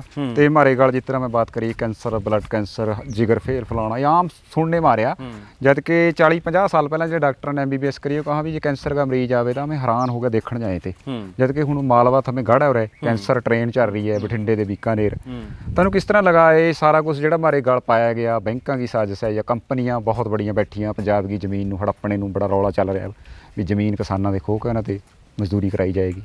ਬਹੁਤ ਬੜੇ ਬੜੇ ਘਰਾਣੇ ਫੈਕਟਰੀਆਂ ਲੈ ਕੇ ਆ ਰਹੇ, ਉਹਨਾਂ ਦੀ ਆੜ ਮਾ ਸਾਰਾ ਕੁਝ। ਜਦੋਂ ਗ੍ਰੀਨ ਰੈਵੋਲੂਸ਼ਨ ਆਇਆ ਸਨ 60-70 ਦੇ ਦਹਾਕੇ ਦੇ ਵਿੱਚ, ਉਦੋਂ ਅਸੀਂ ਖੇਤੀ ਦਾ ਮਾਡਲ ਬਦਲ ਲਿਆ। ਉਦੋਂ ਸਾਡੇ ਜਿਹੜੇ ਪੋਲੀਟੀਸ਼ੀਅਨ ਸੀ, ਸਾਡੇ ਜਿਹੜੇ ਬਿਊਰੋਕਰੇਟ ਸੀ, ਇਹਨਾਂ ਨੂੰ ਉਦੋਂ ਜ਼ਰੂਰਤ ਸੀਗੀ ਸਾਡੇ ਅਨਾਜ ਦੀ, ਹੋਰ ਜ਼ਰੂਰਤ ਸੀ। ਸਾਡੀ ਪਾਪੂਲੇਸ਼ਨ ਵੱਧ ਰਹੀ ਸੀ ਤੇ ਸਾਡਾ ਜਿਹੜਾ ਹੈਗਾ ਅਨਾਜ ਆਪਣਾ ਉਹਦੀ ਸ਼ਾਰਟੇਜ ਹੋ ਰਹੀ ਸੀਗੀ। ਤਾਂ ਉਸ ਸਮੇਂ ਸਾਨੂੰ ਜਿਹੜਾ ਸੀਗਾ ਜ਼ਿਆਦਾ ਅਨਾਜ ਦੀ ਲੋੜ ਸੀ। ਤਾਂ ਉਦੋਂ ਸਾਡੇ ਜਿਹੜਾ ਹੈਗਾ ਗਲਤੀ ਕੀ ਹੋਈ ਸਾਡੇ ਤੋਂ ਕਿ ਅਸੀਂ ਜਿਹੜਾ ਹੈ ਇੱਕ ਥੋੜਾ ਸਾਈਡ ਤੋਂ ਅਸੀਂ ਇੱਕ ਜਿਹੜਾ ਹੈ ਐਸਾ ਮਾਡਲ ਖੇਤੀ ਦਾ ਅਡਾਪਟ ਕਰ ਲਿਆ ਜਿਹੜਾ ਮਾਡਲ ਸਸਟੇਨੇਬਲ ਨਹੀਂ ਸੀ। ਸਾਨੂੰ ਚਾਹੀਦਾ ਕੀ ਸੀ ਕਿ ਅਸੀਂ ਜਿਹੜਾ ਸਾਡਾ ਪ੍ਰੈਜ਼ੈਂਟ ਮਾਡਲ ਸੀ ਖੇਤੀ ਦਾ, ਕੁਦਰਤੀ ਖੇਤੀ ਵਾਲਾ, ਜਿਹੜਾ ਹਜ਼ਾਰਾਂ ਸਾਲਾਂ ਤੋਂ ਚੱਲਿਆ ਆ ਰਿਹਾ ਸੀ, ਉਹਨੂੰ ਸਮੇਂ ਦਾ ਹਾਣੀ ਬਣਾਉਂਦੇ। ਅਸੀਂ ਕੁਦਰਤੀ ਖੇਤੀ ਨੂੰ ਅਪਡੇਟ ਕਰਦੇ, ਇਹਨੂੰ ਸਮੇਂ ਦਾ ਹਾਣੀ ਬਣਾਉਂਦੇ, ਨਾ ਕਿ ਅਸੀਂ ਮਾਡਲ ਹੋਰ ਲਿਆਂਦਾ। ਅਸੀਂ ਇੱਕ ਐਸਾ ਮਾਡਲ ਲੈ ਆਂਦਾ ਜਿਹਦੀ ਉਮਰ ਹੀ 50 ਸਾਲ ਸੀ। ਜਦੋਂ ਇਹ ਮਾਡਲ ਖੇਤੀ ਦਾ ਆਇਆ ਸੀ, ਉਦੋਂ ਜਿਹੜੇ ਐਕਸਪਰਟ ਬੰਦੇ ਸੀ ਉਹਨਾਂ ਨੇ ਕਿਹਾ ਸੀ ਕਿ ਇਹ ਮਾਡਲ 50 ਸਾਲ ਹੀ ਟਿਕੂਗਾ, 50 ਸਾਲ ਤੋਂ ਬਾਅਦ ਟਿਕਣਾ ਨਹੀਂ ਇਹ। ਇਹਦੇ ਵਿੱਚ ਹਰ ਸਾਲ ਜਿਹੜੀ ਇਨਪੁਟ ਡੋਜ਼ ਆ ਉਹ ਵੱਧਦੀ ਜਾਣੀ ਹੈ ਤੇ ਯੀਲਡ ਜਿਹੜੀ ਹੈਗੀ ਹੈ ਤੁਸੀਂ ਇਹਦੀ ਯੀਲਡ ਹਰ ਸਾਲ ਜਿਹੜੀ ਹੈਗੀ ਹੈ ਤੁਸੀਂ ਪਹਿਲੇ 8-10 ਸਾਲ 20 ਸਾਲ ਤਾਂ ਵਧਾ ਲਓਗੇ, ਉਸ ਤੋਂ ਬਾਅਦ ਇਹ ਸਟੈਗਨੇਸ਼ਨ ਆ ਜਾਣੀ ਹੈ। ਝਾੜ ਤੇ ਤੁਸੀਂ 50 ਮਣ ਕਣਕ ਤੇ ਲੈ ਗਏ, ਇਸ ਤੋਂ ਨਹੀਂ ਵਧਾ ਸਕਦੇ। ਤਾਂ ਲੇਕਿਨ ਇਨਪੁਟ ਮਟੀਰੀਅਲ ਇਹਦਾ ਵੱਧਦਾ ਜਾਣਾ ਤਾਂ ਅਖੀਰ ਨੂੰ ਇੱਕ ਸਟੇਜ ਆਊਗੀ ਜਦੋਂ ਜਾ ਕੇ ਇਹ ਮਾਡਲ ਫੇਲ ਹੋ ਜਾਊਗਾ। ਤਾਂ ਉਹੀ ਹੋਇਆ। ਤਾਂ ਸਾਨੂੰ ਚਾਹੀਦਾ ਸੀ ਕਿ ਅਸੀਂ ਜਿਹੜਾ ਕੁਦਰਤੀ ਖੇਤੀ ਨੂੰ ਅਪਡੇਟ ਕਰਦੇ, ਇਹਨੂੰ ਸਮੇਂ ਦਾ ਹਾਣੀ ਬਣਾਉਂਦੇ। ਇਹਦੇ ਤੇ ਬਹੁਤ ਕੰਮ ਕਰਨ ਦੀ ਲੋੜ ਸੀ, ਇਹਨੂੰ ਮੈਕੇਨਾਈਜ਼ ਕਰਨ ਦੀ ਲੋੜ ਸੀ, ਇਹਦੇ ਨਾਲ ਯੀਲਡ ਵਧਾਈ ਜਾ ਸਕਦੀ ਸੀ, ਇਹਦੇ ਨਾਲ ਪੂਰਾ ਝਾੜ ਕੀਤਾ ਜਾ ਸਕਦਾ, ਸਭ ਕੁਝ ਇਹਦੇ 'ਚ ਹੋ ਸਕਦਾ ਸੀ। ਲੇਕਿਨ ਅਸੀਂ ਤਾਂ ਮਾਡਲ ਹੀ ਗਲਤ ਚੂਜ਼ ਕਰ ਲਿਆ।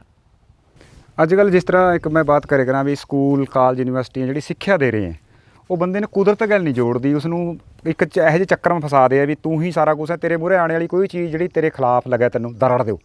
ਸੋ ਉਹ ਸਾਰਾ ਕੁਛ ਚੱਲ ਰਿਹਾ, ਮਤਲਬ ਕਿ ਸਿੱਖਿਆ ਤਾਂ ਕੁਦਰਤ ਗੈਰ ਮਨੁੱਖਤਾ ਦੇ ਖਿਲਾਫ ਬਹੁਤ ਖਤਰਨਾਕ ਚੀਜ਼ ਪੈਦਾ ਕਰ ਰਹੀ ਹੈ ਬੰਦਿਆਂ ਦੇ ਅੰਦਰ। ਹਾਂ ਬਿਲਕੁਲ, ਜਿਹੜਾ ਸਾਡਾ ਮਾਡਰਨ ਐਜੂਕੇਸ਼ਨ ਸਿਸਟਮ ਹੈ ਉਹ ਸਾਨੂੰ ਕੰਪੀਟੀਸ਼ਨ ਸਿਖਾਉਂਦਾ ਹੈ, ਉਹ ਸਾਨੂੰ ਕੋਆਪਰੇਸ਼ਨ ਨਹੀਂ ਸਿਖਾਉਂਦਾ। ਸਾਨੂੰ ਕਿਤੇ ਇਹ ਨਹੀਂ ਸਿਖਾਇਆ ਜਾਂਦਾ ਕਿ ਤੁਸੀਂ ਕੋਆਪਰੇਸ਼ਨ ਦੇ ਨਾਲ ਲੈਣਾ ਹੈ, ਨੇਚਰ ਦੇ ਨਾਲ ਕੋਆਪਰੇਸ਼ਨ ਕਰੋ। ਤਾਂ ਸਾਨੂੰ ਤਾਂ ਇਹ ਸਿਖਾਇਆ ਜਾਂਦਾ ਤੁਸੀਂ ਕੰਪੀਟੀਸ਼ਨ ਕਰੋ, ਹਰ ਚੀਜ਼ ਦੇ ਵਿੱਚ ਕੰਪੀਟੀਸ਼ਨ ਕਰੋ। ਤੇ ਕੁਦਰਤ ਦੇ ਵਿੱਚ ਕੰਪੀਟੀਸ਼ਨ ਨਹੀਂ ਹੈ, ਉੱਥੇ ਕੋਆਪਰੇਸ਼ਨ ਹੈ। ਸਾਰੀ ਇੱਕ ਦੂਸਰੇ ਦੇ ਨਾਲ ਮਿਲ ਕੇ ਸਭ ਕੁਝ ਚੱਲਦੇ ਹੈਗੇ। ਹਰ ਕਿਸੇ ਨੂੰ ਇਸ ਧਰਤੀ ਦੇ ਉੱਪਰ ਹਰ ਕਿਸੇ ਨੂੰ ਜਿਉਣ ਦਾ ਹੱਕ ਹੈ। ਪਰ ਜਿਹੜਾ ਅੱਜ ਦਾ ਸਾਰਾ ਜਿਸ ਤਰ੍ਹਾਂ ਹਰਾ ਇਨਕਲਾਬ ਹੈ, ਸਾਇੰਸ ਸਿਸਟਮ ਹੈ, ਜੋ ਕੁਛ ਹੈ, ਹੁਣ ਕਰੋਨਾ ਵਾਲਾ ਖਾੜਾ ਚੱਲ ਰਿਹਾ, ਉਹ ਤਾਂ ਮਤਲਬ ਕਿ ਬੰਦੇ ਕੀ ਉਹ ਐ ਸਾਬਤ ਕਰਦੇ ਆ ਵੀ ਬੰਦਾ ਹੀ ਸੁਪਰੀਮ ਹੈ। ਜਦ ਕਿ ਥਮੇ ਕਹਿ ਰਹੇ ਆ ਵੀ ਜੀਵ ਜੰਤੂ, ਕੀੜੇ ਮਕੌੜੇ, ਚੂਹੇ, ਸੱਪ, ਖੱਡ ਸਭ ਕੁਝ ਬਰਾਬਰ ਚੱਲ ਰਿਹਾ, ਉਹਨਾਂ ਦੇ ਬਰਾਬਰ ਹੱਕ ਹੈ। ਪਰ ਇਹ ਸਿੱਖਿਆ ਮੈਨੂੰ ਦੱਸ ਰਹੀ ਵੀ ਬੰਦਾ ਸੁਪਰੀਮ ਹੈ। ਸੋ ਮੈਨੂੰ ਲੱਗਾ ਇਹ ਸਾਰੀ ਚੀਜ਼ਾਂ ਬਹੁਤ ਖਤਰਨਾਕ ਚੀਜ਼ ਪੈਦਾ ਕਰ ਰਹੀਆਂ। ਹਾਂ ਬਿਲਕੁਲ ਬਿਲਕੁਲ ਬਿਲਕੁਲ। ਤਾਂ ਇਸ ਧਰਤੀ ਦੇ ਵਿੱਚ ਸਭ ਨੇ ਮਿਲ ਵਰਤ ਕੇ ਰਹਿਣਾ ਹੈਗਾ। ਕੋਠੇ ਦੇਖ ਰਹੇ ਹਾਂ ਇਹ ਤੁਹਾਨੂੰ ਭਾਈ ਦੋਸਤੋ ਕੋਠੇ ਬਣੇ ਹੋਏ ਬੜੇ ਕਮਾਲ ਹੈ। ਉਹ ਇੱਕ ਪਹਿਲਾਂ ਯਾਦ ਆਉਂਦਾ ਮੈਨੂੰ ਗਾਣਾ ਵੀ ਚੱਲਦਾ ਜਿਹੜਾ ਸੁਰਿੰਦਰ ਕੌਰ ਦਾ, ਅੱਛਾ ਲਾਇਬ੍ਰੇਰੀ ਔਰ ਹਾਂ ਇਹ ਆਫਿਸ ਹੈ ਜੀ ਮੇਰਾ। ਕੀ ਬਾਤ ਹੈ। ਤੇ ਕਮ ਲਾਇਬ੍ਰੇਰੀ ਕਮ ਸੀਡ ਬੈਂਕ, ਇਹ ਜੋ ਦੇਸੀ ਦੇਸੀ ਬੀਜ ਨੇ, ਦੇਸੀ ਬੀਜ ਸਾਰੇ, ਹਾਂ ਇਹਨਾਂ ਨੂੰ ਅਸੀਂ ਸੰਭਾਲ ਕੇ ਰੱਖ ਰਹੇ ਹਾਂ। ਦੇਸੀ ਬੀਜਾਂ ਦੇ ਉੱਤੇ ਮਲਟੀਨੈਸ਼ਨਲ ਕੰਪਨੀਆਂ ਪਈਆਂ ਔਰ ਬਹੁਤ ਕਮਾਲ ਬੜੀ ਤੇਜ਼ੀ ਦੇ ਨਾਲ ਕਬਜ਼ਾ ਕਰ ਰਹੀਆਂ। ਦੇਸੀ ਬੀਜ ਸਾਡੇ ਅਲੋਪ ਹੋ ਰਹੇ ਆ, ਦੇਸੀ ਬੀਜਾਂ ਨੂੰ ਸੰਭਾਲਣਾ ਬਹੁਤ ਜ਼ਰੂਰੀ ਹੈ। ਕਣਕ ਦਾ ਬੀਜ ਦੇਸੀ ਹੁਣ ਹਾਂ ਮੇਰੇ ਕੋਲ ਹੈਗੀਆਂ 4-5 ਵੈਰਾਈਟੀਆਂ ਕਣਕ ਦੀਆਂ ਹੈਗੀਆਂ, ਤੇ ਹੋਰ ਸਬਜ਼ੀਆਂ ਦੇ ਦੇਸੀ ਬੀਜਾਂ ਤੇ ਵੀ ਕੰਮ ਕਰ ਰਹੇ ਆ। ਪੁਰਾਣੇ ਦੇਸੀ ਬੀਜਾਂ ਨੂੰ ਸੰਭਾਲਣਾ ਬਹੁਤ ਜ਼ਰੂਰੀ ਹੈ। ਅੱਛਾ ਇਹ ਕੋਠੇ ਉਹ ਕਹਿੰਦੇ ਨਹੀਂ ਸੁਰਿੰਦਰ ਕੌਰ ਕੋਠੇ ਤੇ ਫਿਰ ਕੋਠੜਾ ਕੋਠੇ ਸੁੱਕਦਾ ਖੇਸ ਵੇ, ਅਸਾਂ ਗੁਨਾਈਆਂ ਮਿੱਡੀਆਂ ਤੋਂ ਕਿਸੇ ਬਹਾਨੇ ਵੇਖ ਵੇ, ਇਹੋ ਜਿਹੇ ਕੋਠੇ ਮਾਰੇ ਬਾਬਿਆਂ ਨੇ ਪਾਏ ਵੇ ਤੇ ਉਹ ਹਮੇ ਢਾਹ ਦੇ ਕੋਠੀਆਂ ਪਾ ਲੀਆਂ। ਤੁਹਾਨੂੰ ਕਿਸ ਤਰ੍ਹਾਂ ਖਿਆਲ ਆ ਵੀ ਇਹ ਕੋਠੇ ਪਾਓ? ਇਹਦੇ ਵਿੱਚ ਤਾਂ ਆਰਗੈਨਿਕ ਦੇ ਵਿੱਚ ਇੱਕ ਸਾਡਾ ਪ੍ਰਿੰਸੀਪਲ ਹੁੰਦਾ ਹੈ ਕਿ ਅਸੀਂ ਕੁਝ ਵੀ ਬਾਜ਼ਾਰ ਤੋਂ ਨਹੀਂ ਲੈਣਾ। ਅਸੀਂ ਜੋ ਵੀ ਕੁਝ ਕਰਨਾ ਹੈਗਾ ਨਾ, ਜਦੋਂ ਮਜਬੂਰੀ ਹੋ ਜਾਏ ਬਾਜ਼ਾਰ ਜਾਣਾ, ਨਹੀਂ ਤਾਂ ਨਹੀਂ ਜਾਣਾ। ਇਸ ਕੋਠੇ ਦੇ ਵਿੱਚ ਤੁਸੀਂ ਦੇਖੋਗੇ ਇਹ ਫਰਨੀਚਰ ਵੀ ਸਫੈਦੇ ਦਾ ਹੈ। ਇਹ ਮੇਰੇ ਖੇਤ ਦਾ ਸਫੈਦਾ ਪੱਟਿਆ ਸੀ, ਉਹਦਾ ਅਸੀਂ ਫਰਨੀਚਰ ਬਣਾ ਲਿਆ। ਤਾਂ ਇਹ ਇੱਟਾਂ, ਕੱਚੀਆਂ ਇੱਟਾਂ ਦਾ ਹੈਗਾ, ਸਭ ਕੁਝ ਖੇਤ ਦਾ ਹੈ, ਕੁਝ ਵੀ ਬਾਹਰ ਤੋਂ ਨਹੀਂ ਲੈ ਕੇ ਆਂਦਾ। ਜੀ ਜੀ ਹਾਂ। अच्छा, अपनी जी खेती जिस तरह डॉक्टर रुपेला का जिक्र आवा, उनका इस खेत बनाने में थानू इस तरह लियाने में बहुत बड़ा हथ रहा। उन्होंने गल किस तरह मेल होया? किड्डे बड़े बंदे डॉक्टर ओम प्रकाश रुपेला एक साइंटिस्ट सीगे, माइक्रोबायोलॉजिस्ट सी। हैदराबाद दे विच एक इंस्टीट्यूट हैगा, ਉਹਦੇ ਵਿੱਚ ਉਹ ਪ੍ਰਿੰਸੀਪਲ ਸਾਇੰਟਿਸਟ ਸੀਗੇ। ਤਾਂ ਉਹਨਾਂ ਦਾ ਜਨਮ ਹਿਸਾਰ ਦਾ ਸੀਗਾ। ਉਹਨਾਂ ਦਾ ਮੰਨਣਾ ਸੀਗਾ ਕਿ ਜਿਹੜੀ ਪ੍ਰੈਜ਼ੈਂਟ ਮਾਡਲ ਹੈਗਾ ਖੇਤੀ ਦਾ, ਇਹ ਸਸਟੇਨੇਬਲ ਨਹੀਂ ਹੈਗਾ, ਸਾਨੂੰ ਬਦਲਵੇਂ ਮਾਡਲ ਤੇ ਕੰਮ ਕਰਨਾ ਪੈਣਾ ਹੈ। ਤੇ ਡਾਕਟਰ ਓਮ ਪ੍ਰਕਾਸ਼ ਰੁਪੇਲਾ ਨੂੰ ਖੇਤੀ ਵਿਰਾਸਤ ਮਿਸ਼ਨ ਦੇ ਜ਼ਰੀਏ ਪੰਜਾਬ ਦੇ ਵਿੱਚ ਉਹਨਾਂ ਦੀ ਐਂਟਰੀ ਹੋਈ। ਤੇ ਉਸ ਤੋਂ ਬਾਅਦ ਡਾਕਟਰ ਰੁਪੇਲਾ ਨੇ 2009 ਤੋਂ ਲੈ ਕੇ 2013 ਤੱਕ ਪੰਜਾਬ ਦੇ ਕਿਸਾਨਾਂ ਨੂੰ ਕਾਫੀ ਮੋਬਿਲਾਈਜ਼ ਕੀਤਾ ਕਿ ਤੁਸੀਂ ਖੇਤੀ ਦੇ ਬਦਲਵੇਂ ਮਾਡਲ ਤੇ ਕੰਮ ਕਰੋ। ਤੇ ਫਿਰ ਉਹਨਾਂ ਨੂੰ ਲੱਗਿਆ ਕਿ ਸਾਨੂੰ ਇੱਕ ਮਾਡਲ ਐਸਟੈਬਲਿਸ਼ ਕਰਨਾ ਚਾਹੀਦਾ ਹੈ, ਉਸ ਮਾਡਲ ਨੂੰ ਦੇਖ ਕੇ ਲੋਕ ਉਹਨੂੰ ਫੋਲੋ ਕਰਨ। ਤਾਂ ਇਹ ਡਾਕਟਰ ਓਮ ਪ੍ਰਕਾਸ਼ ਰੁਪੇਲਾ ਜੀ ਦਾ ਡਿਜ਼ਾਈਨਡ ਮਾਡਲ ਹੈ। ਤੇ ਅਨਫੋਰਚੂਨੇਟਲੀ ਮੇਰਾ ਉਹਨਾਂ ਨਾਲ ਜ਼ਿਆਦਾ ਲੰਬਾ ਸਮਾਂ ਵਾਰ ਨਹੀਂ ਰਿਹਾ। ਉਹ 13 ਤੋਂ ਲੈ ਕੇ 15 ਤੱਕ 2 ਸਾਲ ਮੇਰਾ ਉਹਨਾਂ ਨਾਲ ਸੰਪਰਕ ਰਿਹਾ। ਉਸ ਤੋਂ ਬਾਅਦ ਉਹਨਾਂ ਐਕਸਪਾਇਰ ਹੋ ਗਏ ਸੀ। ਤਾਂ ਇਹ ਉਹਨਾਂ ਦਾ ਸਾਰਾ ਪ੍ਰਿੰਸੀਪਲਸ ਉਹਨਾਂ ਦੇ ਹੈਗੇ ਆ, ਉਹਨਾਂ ਦਾ ਡਿਜ਼ਾਈਨਡ ਮਾਡਲ ਹੈ। अच्छा, जिस तरह बहुत सारे बंदे में ज़मीन नहीं है, किला 2 किला, तो मैं कह करा भी ज़मीन किले पर भी खेती हो सका। किले पर किस तरह कोई बंदा शुरू करा जो बंदा चाहे? ਬਿਲਕੁਲ। ਕੈਮੀਕਲ ਖੇਤੀ ਤੇ ਕੁਦਰਤੀ ਖੇਤੀ ਦੇ ਵਿੱਚ ਇੱਕ ਬਹੁਤ ਵੱਡਾ ਫਰਕ ਹੈਗਾ ਕਿ ਜੇ ਤੁਸੀਂ ਇੱਕ ਕੈਮੀਕਲ ਖੇਤੀ ਕਰਨ ਵਾਲੇ ਕਿਸਾਨ ਕੋਲੇ ਜੇ 1 ਏਕੜ ਜ਼ਮੀਨ ਹੈਗੀ ਹੈ ਤੇ ਉਹਦੀ ਆਮਦਨ ਜਿਹੜੀ ਹੈਗੀ ਹੈ ਉਹ ਸਾਲ ਦੀ 1 ਲੱਖ ਹੈ, ਤਾਂ ਜੇ ਉਹਨੇ ਉਹਦਾ ਦਿਲ ਕਰਦਾ ਕਿ ਮੈਂ ਆਪਣੀ ਆਮਦਨ ਵਧਾਵਾਂ, ਜੇ ਉਹਨੇ ਆਪਣੀ ਆਮਦਨ 2 ਲੱਖ ਕਰਨੀ ਹੈ ਤਾਂ ਉਹਨੂੰ ਜ਼ਮੀਨ ਹੋਰ ਖਰੀਦ ਕਰਨੀ ਪੈਣੀ ਹੈ। ਇਸ ਜ਼ਮੀਨ ਦੇ ਉੱਤੇ ਉਹ ਆਪਣੀ ਆਮਦਨ ਹੋਰ ਨਹੀਂ ਵਧਾ ਸਕਦਾ। ਪਰ ਕੁਦਰਤੀ ਖੇਤੀ ਦੇ ਵਿੱਚ ਫਰਕ ਹੈ। ਕੁਦਰਤੀ ਖੇਤੀ ਦੇ ਵਿੱਚ ਕੀ ਹੈਗਾ ਕਿ 1 ਏਕੜ ਵਾਲੇ ਕਿਸਾਨ ਦੀ ਜੇਕਰ ਆਮਦਨ 1 ਲੱਖ ਰੁਪਈਆ ਹੈ ਤੇ ਉਹਨੇ ਜੇਕਰ ਆਪਣੀ ਆਮਦਨ ਵਧਾਉਣੀ ਹੈ ਤਾਂ ਉਹਨੂੰ ਜ਼ਮੀਨ ਹੋਰ ਖਰੀਦਣ ਦੀ ਲੋੜ ਨਹੀਂ ਹੈ, ਉਹਨੂੰ ਮਿਹਨਤ ਹੋਰ ਕਰਨ ਦੀ ਲੋੜ ਹੈ। ਉਹ ਮਿਹਨਤ ਹੋਰ ਕਰੇ ਤਾਂ ਜ਼ਿਆਦਾ ਜ਼ਮੀਨ ਮੈਟਰ ਨਹੀਂ ਕਰਦੀ, ਜ਼ਿਆਦਾ ਜ਼ਮੀਨ ਦੀ ਜ਼ਰੂਰਤ ਨਹੀਂ ਹੈ। 1 ਏਕੜ ਦੇ ਵਿੱਚੋਂ ਵੀ ਤੁਸੀਂ 10 ਲੱਖ ਰੁਪਈਆ ਕਮਾ ਸਕਦੇ ਹੋ। ਇਹ ਸਿਰਫ ਗੱਲਾਂ ਨਹੀਂ ਹੈ, ਪ੍ਰੈਕਟੀਕਲੀ ਵਾਪਰ ਰਿਹਾ ਹੈ। ਸਾਡਾ ਕਿਸਾਨ ਹੈ ਫੂਲ ਕੁਮਾਰ, ਉਹ 1 ਏਕੜ ਤੋਂ 10 ਲੱਖ ਤੋਂ ਉੱਪਰ ਕਮਾ ਰਿਹਾ ਹੈ। तो ਜਿਹੜਾ ਹੈ ਤੁਹਾਡੀ ਮਿਹਨਤ ਦਾ ਮੁੱਲ ਤਾਂ ਤੁਹਾਨੂੰ ਮਿਲਣਾ ਹੈ। ਅੱਜ ਤਾਂ ਨਾ ਜਿਸ ਤਰ੍ਹਾਂ ਮੈਂ ਬਾਤ ਕਰ ਰਿਹਾ ਤਾਂ ਵੀ ਬਹੁਤ 10-10 ਕਿੱਲਿਆਂ ਵਾਲੇ ਵੀ ਕਹਿ ਰਹੇ ਵੀ 10,000 ਵਾਲੀ ਨੌਕਰੀ ਮਿਲ ਜਾਏ ਤਾਂ ਬਹੁਤ ਹੈ। ਸੋ ਇਹ ਚੀਜ਼ਾਂ ਖੇਤੀ ਦੇ ਭੱਜਣ ਵਾਲੀ ਬਾਤਾਂ ਤੇ ਮੈਨੂੰ ਲੱਗਾ ਮਿਹਨਤ ਵਾਲਾ ਮੁੱਦਾ ਜਿਹੜਾ ਉੱਥੇ ਆ ਕੇ ਕੱਢ ਗਿਆ ਵੀ ਇਸमें ਖੇਚਲ ਬਹੁਤ ਹੈ। ਇਹ ਕਿਹੋ ਜਿਹਾ ਕੁਦਰਤੀ ਖੇਤੀ ਵਾ? ਹਾਂ, ਬਸ ਅਸੀਂ ਕਿਰਤ ਨਾਲੋਂ ਟੁੱਟ ਗਏ ਨਾ, ਗੱਲ ਤਾਂ ਉੱਥੇ ਆ ਗਈ ਕਿ ਉਹੀ ਬਾਬੇ ਨਾਨਕ ਵਾਲੇ। ਹਾਂ, ਸਾਡਾ ਐਜੂਕੇਸ਼ਨ ਸਿਸਟਮ ਐਸਾ ਆ ਗਿਆ ਕਿ ਉਹਦੇ ਨਾਲ ਅਸੀਂ ਕਿਰਤ ਨਾਲੋਂ ਦੂਰ ਚਲੇ ਗਏ। ਸਾਡੇ ਗੁਰੂਆਂ ਨੇ ਤਾਂ ਸਾਨੂੰ ਕਿਰਤ ਨਾਲ ਹੀ ਜੋੜਿਆ ਸੀ। ਉਹਨਾਂ ਨੇ ਤਾਂ ਸਾਰੀ ਫਿਲਾਸਫੀ ਸਟਾਰਟ ਕਿਰਤ ਤੋਂ ਕੀਤੀ ਸੀ ਕਿ ਕੰਮ ਕਰੋ ਹੈ। ਤਾਂ ਲੇਕਿਨ ਸਾਡਾ ਇਹ ਜਿਹੜਾ ਐਜੂਕੇਸ਼ਨ ਸਿਸਟਮ ਸੀ ਇਹਨੇ ਸਾਨੂੰ ਕਿਰਤ ਨਾਲੋਂ ਤੋੜਤਾ। ਅਸੀਂ ਅੱਜ ਸੌਖਾ ਭਾਲਦੇ ਹਾਂ, ਸੌਖ ਭਾਲਦੇ ਹਾਂ ਕਿਹਦੇ ਵਿੱਚ ਹੈਗੀ ਹੈ। ਕੈਮੀਕਲ ਖੇਤੀ ਬੜੀ ਸੌਖੀ ਹੈ, ਸਾਰਾ ਕੁਝ ਵੀ ਨਹੀਂ ਕਰਨਾ। ਹਾਂ, ਤਾਂ ਉਹ ਸੌਖੀ ਹੈ। ਹੁਣ ਤੁਸੀਂ ਦੱਸੋ ਵੀ ਸਬਜ਼ੀਆਂ ਪੈਦਾ ਕਰਨ ਤੋਂ ਤੁਹਾਨੂੰ ਕਿਹੜਾ ਕਾਨੂੰਨ ਰੋਕਦਾ ਹੈ? ਕਿਹੜਾ ਤੁਹਾਨੂੰ ਕਹਿੰਦਾ ਹੈ ਕਿ ਤੁਸੀਂ ਸਬਜ਼ੀਆਂ ਨਾ ਬੀਜੋ? 10 ਕਿੱਲਿਆਂ ਦਾ ਵੀ ਸ਼ਹਿਰ ਜਾ ਰਿਹਾ, ਸਾਰਾ ਕੁਝ ਸਾਰੇ ਮੁੱਲ ਲੈ ਰਹੇ ਆ, ਪਰ ਕੰਮ ਕਰਨਾ ਪਊਗਾ, ਕਿਰਤ ਕਰਨੀ ਪਊਗੀ। ਤਾਂ ਅਸੀਂ ਕਿਰਤ ਕਰਨਾ ਨਹੀਂ ਚਾਹੁੰਦੇ, ਅਸੀਂ ਕਿਰਤ ਨਾਲੋਂ ਇੱਕ ਬਹੁਤ ਵਧੀਆ ਹੈ ਵੀ ਤੁਮੇ ਆਪਣੀ ਰਸੋਈ ਮਾ ਹਰ ਚੀਜ਼ ਆਪਣੀ ਹੈ। ਰਸੋਈ ਦੇਖਾਂ ਜਰਾ ਤੇ ਪਤਾ ਲੱਗੇ ਬਹੁਤ ਕਮਾਲ ਹੈ। ਰਸੋਈ ਖੁੱਲੀ ਹੈ ਜੀ।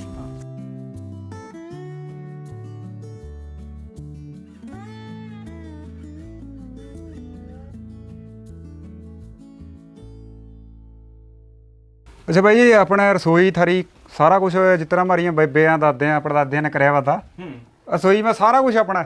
ਹਾਂ ਬਿਲਕੁਲ, ਇਹ ਤਾਂ ਸਾਡੀ ਇੱਥੇ ਫਾਰਮ ਦੀ ਰਸੋਈ ਕਿਚਨ ਹੈਗੀ ਹੈ। ਇੱਥੇ ਅਸੀਂ ਸਿਰਫ ਅਜੇ ਆਏ ਗਏ ਵਾਸਤੇ ਥੋੜ੍ਹਾ ਜਿਹਾ ਸਮਾਨ ਸ਼ੁਰੂ ਕੀਤਾ ਹੈ। ਮੇਰੀ ਜਿਹੜੀ ਘਰ ਦੀ ਕਿਚਨ ਹੈਗੀ ਹੈ ਉਹਦੇ ਵਿੱਚ ਜੋ ਵੀ ਅਸੀਂ ਆਪ ਘਰ ਲਈ ਖਾਣੇ ਹੈਗੇ ਆ ਉਹਦੇ 'ਚੋਂ 90% ਕੀ 95% ਸਮਾਨ ਸਾਡਾ ਫਾਰਮ ਤੋਂ ਜਾਂਦਾ ਹੈ। ਕੋਈ 5% ਬਾਜ਼ਾਰ ਤੇ ਕੋਈ ਚੀਜ਼ ਮਾੜੀ ਮੋਟੀ ਨੂਨ ਵਗੈਰਾ, ਹਾਂ, ਕੋਈ ਨਮਕ ਲੈਣਾ ਪੈਂਦਾ ਹੈਗਾ, ਇੱਕ ਜੀਰਾ ਲੈਣਾ ਪੈਂਦਾ ਹੈ, ਤੇ ਬਾਕੀ ਤਾਂ ਸਭ ਕੁਝ ਤਕਰੀਬਨ ਅੱਛਾ ਚਾਹ ਪੱਤੀ ਲੈਣੀ ਪਿੱਤਲ ਦੇ ਭਾਂਡੇ ਉਹੀ ਪੁਰਾਣੇ। ਹਾਂ ਦੇਖੋ ਹਮਾਰੀਆਂ ਜਿਹੜੀਆਂ ਬੀਬੀਆਂ ਬੇਬਿਆਂ ਦੀ ਪਿੱਤਲ ਵਰਤਦੇ ਫਿਰ ਨਵੀਆਂ ਤੀਵੀਆਂ ਆਈਆਂ ਮਾਡਰਨ ਯੁੱਗ ਹਾਈਲੀ ਇੰਟੈਲੈਕਚੁਅਲ ਉਹ ਵੇਚਦੇ ਇਹਨਾਂ ਦਵਾਈ ਵਾਲੇ ਭਾਂਡੇ ਕਹਾਂ ਵੀ ਇਸਮਾ ਖਾਇਆ ਵਾ ਪਾਇਆ ਵਾ ਦਵਾਈ ਹੈ ਸੋ ਸਮੇਂ ਸਾਰਾ ਕੁਝ ਰੱਖਿਆ ਮਿੱਟੀ ਵਾਲੇ ਭਾਂਡੇ ਵੀ ਇਹਨਾਂ ਨੂੰ ਹੁਣ ਮਾਂਜਣਾ ਪਊਗਾ ਹੁਣ ਮਾਂਜਣਾ ਚੱਕਰ ਹੈ ਉਹ ਹੁਣ ਮਾਂਜੂ ਕੌਣ ਸਮੇਂ ਕਿਸ ਤਰ੍ਹਾਂ ਮਾਂਜਿਆ ਫਿਰ ਉਰੇ ਸਾਡੇ ਉਹ ਇੱਥੇ ਕੁੜੀ ਹੈਗੀ ਉਹ ਮਾਂਜਦੀ ਹੈ ਰੇਤੇ ਗੱਲ ਮਿੱਟੀ ਹਾਂ ਸਵਾਹ ਨਾਲ ਮਾਂਜਦੀ ਹਾਂ ਰੇਤੇ ਅੱਛਾ ਮਿੱਟੀ ਵਾਲੇ ਭਾਂਡੇ ਵੀ ਹਾਂ ਮਿੱਟੀ ਵਾਲੇ ਭਾਂਡੇ ਵੀ ਇਹ ਬਿਸਕੁਟ ਖਾਸ ਕੇ ਆਪਣੇ ਰਾਗੀ ਦੇ ਬਿਸਕੁਟ ਹੈ ਇਹ ਉਹਦੇ ਵੇਸਣ ਦੇ ਬਿਸਕੁਟ ਹੋਣੇ ਆ ਇਹ ਜੱਗ ਦੇਖ ਕੇ ਨਾ ਮਹਾਰਾਜ ਬਾਬਾ ਦਾ ਉਸ ਪਰ ਜੱਗ ਤਾਜੋ ਤੇ ਕਮਾਲਾਂ ਹੀ ਦੀਆਂ ਅਰੇ ਕੀਮਤੀ ਕਿੰਨੀ ਹੈ ਪਰ ਇਹ ਹੈ ਨਾ ਇਸ ਅਸਲ में ਇੱਕ ਮੈਨੂੰ ਹੋਰ ਲਗਾ ਚਾਹੇ ਉਹ हमारा एजुकेशन सिस्टम ला लो यूनिवर्सिटियाँ कॉलेज पढ़े हमारे गल एक बहुत बड़ा धोखा कराया गया हरे इनकलाब के नाम पर मैनू बरगलाया गया धोखा दे के मतलब इत्थों मैं करे किरत ते तोड़ गए हमारे गल जहर पा गए सारा कुछ खो ले गए बैठना उठना खाना हुण देखो ब्याहां में जो कुछ हमें खा रहे हैं हमारा तो है ही नहीं बिल्कुल बिल्कुल बिल्कुल बिल्कुल